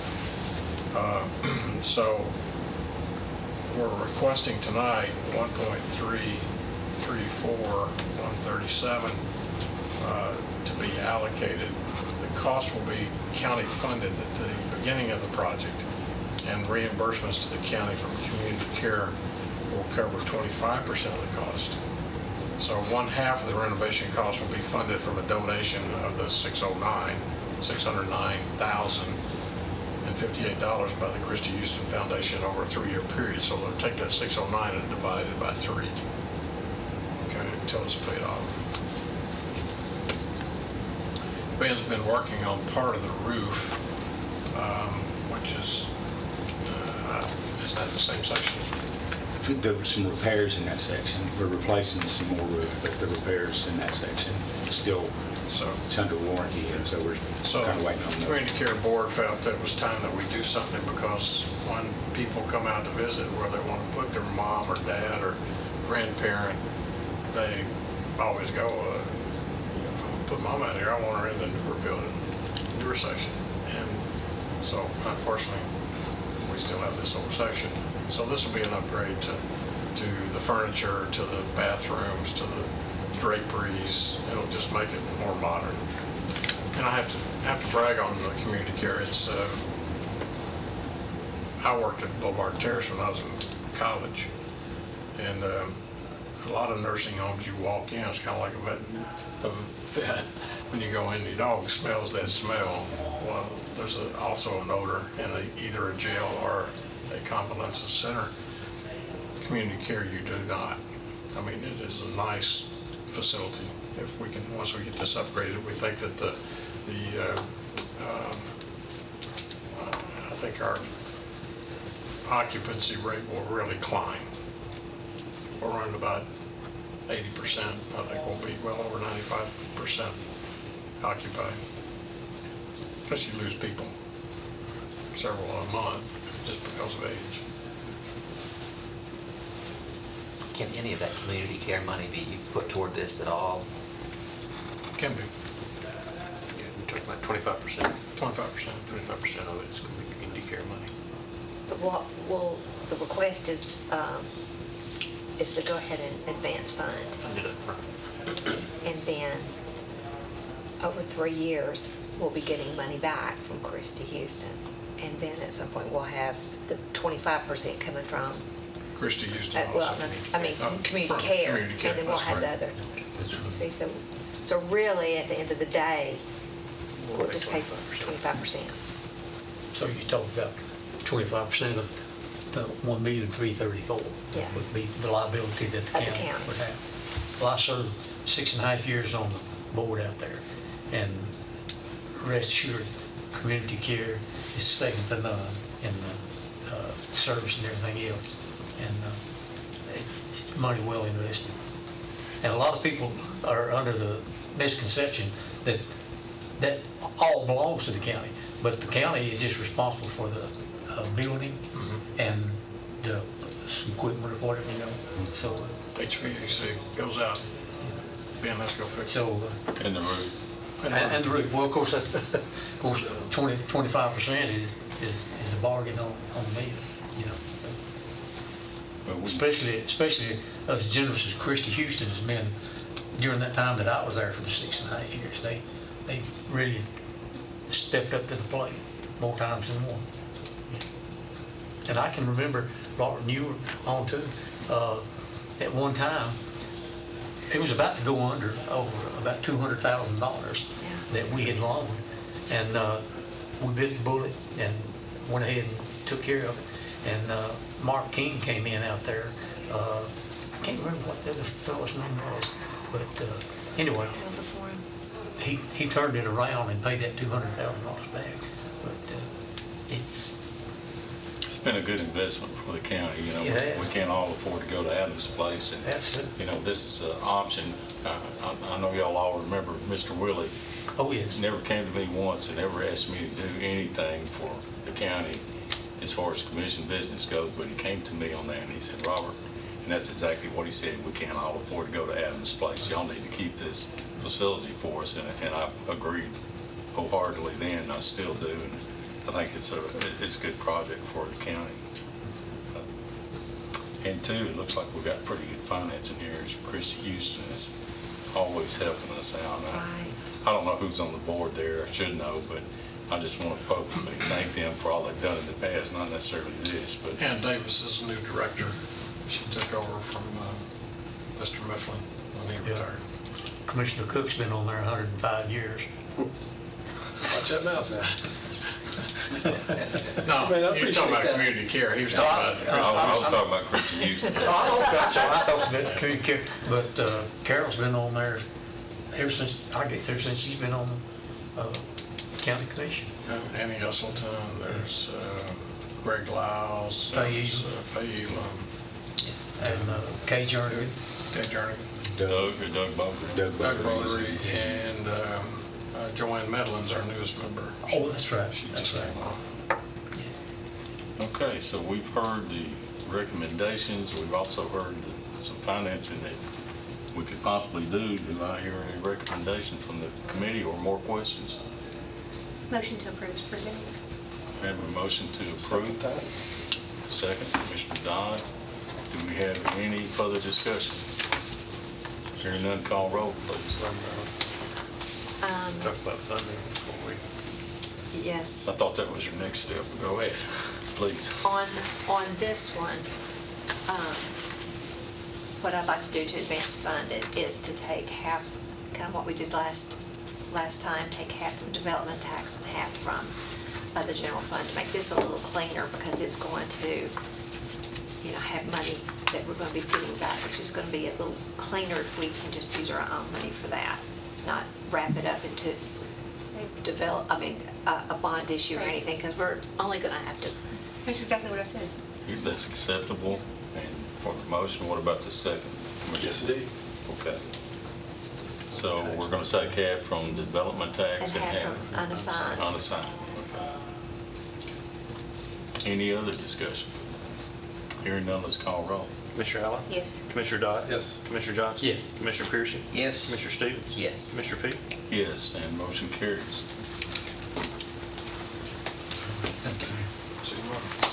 Okay, So now we need to talk about the issuance of a capital outlay note, and that's going to be Ms. Lisa. yes. And so this is now, all this that we're putting in place so that we're not stopping PBA from doing their work and being able to award their projects. But you've heard me talk about it. This is what we're going to do, this is what we're going to do. Now this is what we're going to do this resolution is us borrowing from ourselves, from the debt service fund. It's, right now it's at $22 million, $7 million for county projects and 15 for school projects. And what that is, I'm watching this because I don't know exactly when we'll ultimately go to the market, but what we're funding and what you've already approved is the Rock Springs Elementary addition, and for that was $11 million, and then the Christiana Elementary and Design, the middle school site and the high school site. All that totaled over $20 million. So we haven't borrowed for that yet. Right now, we're just kind of using money. If you look at the cash reports, you can see some negatives happening. That's because you've approved those projects. We're just using some cash that's in there. I'm just making sure that we have funding in the right place as we move through. So that is what this is. It's a process. You approve it. We have to take to this one, we have to take to the state, and then the state has to bless it before we could ever move money. So that's kind of the routine. What's the timeline that you think you'll be going to the bond market on this list? I'm really would be holding on. This puts money in place to do all these projects that we're talking about. Whenever the schools really start getting serious about that next school in Christiana, that's kind of what I'm thinking will be coming next. And then when we have that authority, that's how much, whatever it is that we're going to build, it'll be in the spring. I can't imagine it. Well, Jeff Sandvig is not here, so I can't ask him. So, just however process that works. The other project that is kind of working its way, we didn't put this on there because I don't think that the mayor was ready to bring forward, but I know y'all heard it over and over, is the One Stop. Yeah, we're just waiting on the Department of Safety. So that's the other piece. It's not included in this, but that will be coming up next. So I'm kind of waiting for those pieces to wrap it all in one big one to go. So if you wrap it all up in one big one, there's a possibility you get a better rate? Well, it's a lot of effort to go through it. To do it and then turn around and do it again. Yeah. But there might be the possibility that you might get a better rate if you're borrowing more, maybe. Or is that just not pie in the sky? That's kind of like the how high's up, who knows? But it would be easier on y'all to combine all of it together. All the cost will be incurred in one issue as opposed to going to the market twice for a little here, a little there. Right. No, we have to have a public space there to allow the public to look into these outlay notes before we issue them. When we get ready to do the bond issue, that's the 20-day window. Not for internals.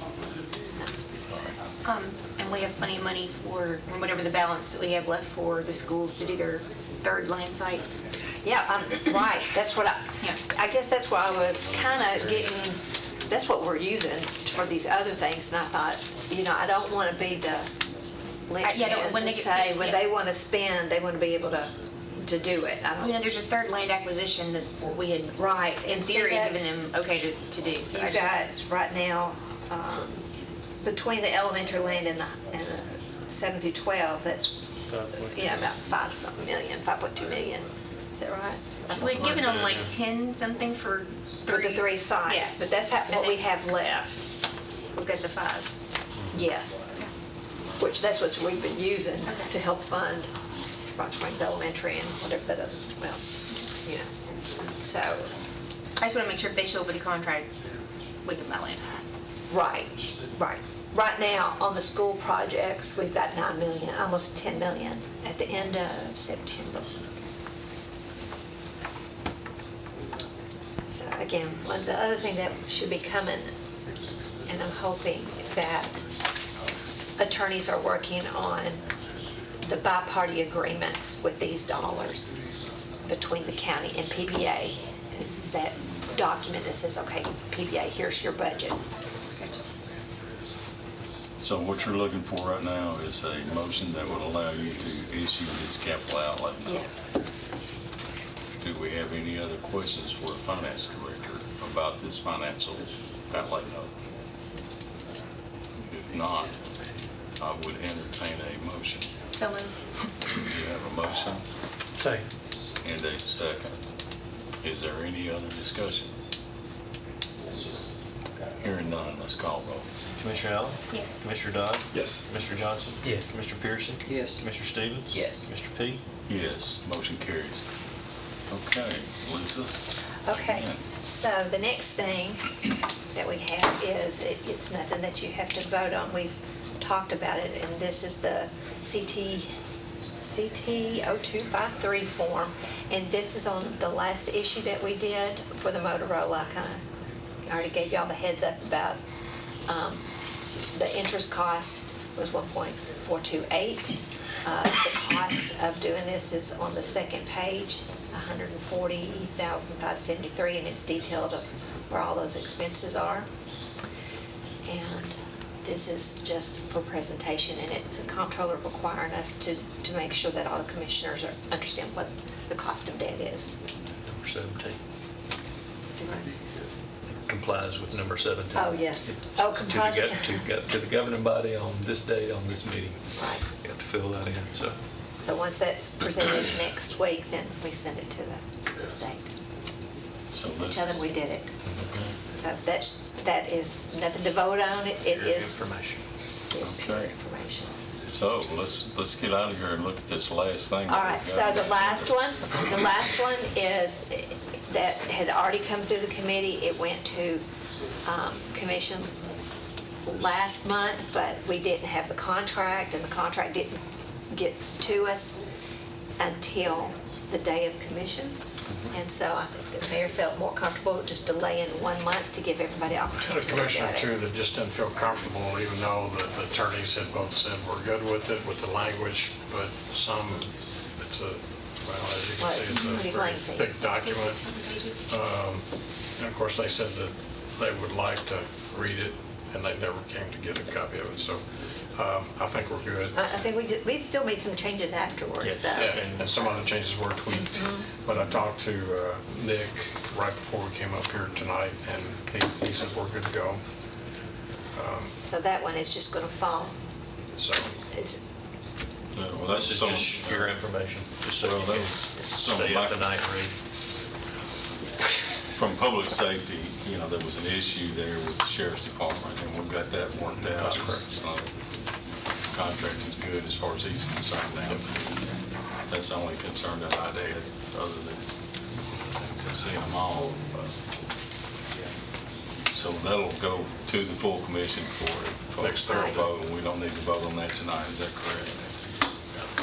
You've already voted on this You've already voted contract on going, it's just a matter of the language changing as per the It's just attorney. contingent with all the corrections. Other corrections, yeah, so this is just basically your information of the final contract that we have, and you can, for you to be able to review prior to the commission meeting. only thing I'd like to mention is Chairman Cush had formed a extra committee to look at financing infrastructure. And I talked to him about did he need someone from budget to be appointed now. Commissioner Dodd is on that committee and Commissioner Paul Johnson is on that committee. And no one else on this committee has expressed a desire to be there. And Cush told me that he had enough members, unless one of you guys wants to jump out there and say, hey, I want on this committee, we don't need to appoint anybody else, and we've got 2 representatives, the way I look at it from there. It's all right with y'all, unless somebody wants to raise your hand, speak now or forever hold your peace, so. You need another committee, Steve? Committee? I'm good. So, all right, we're adjourned, guys. Commissioner Sampson?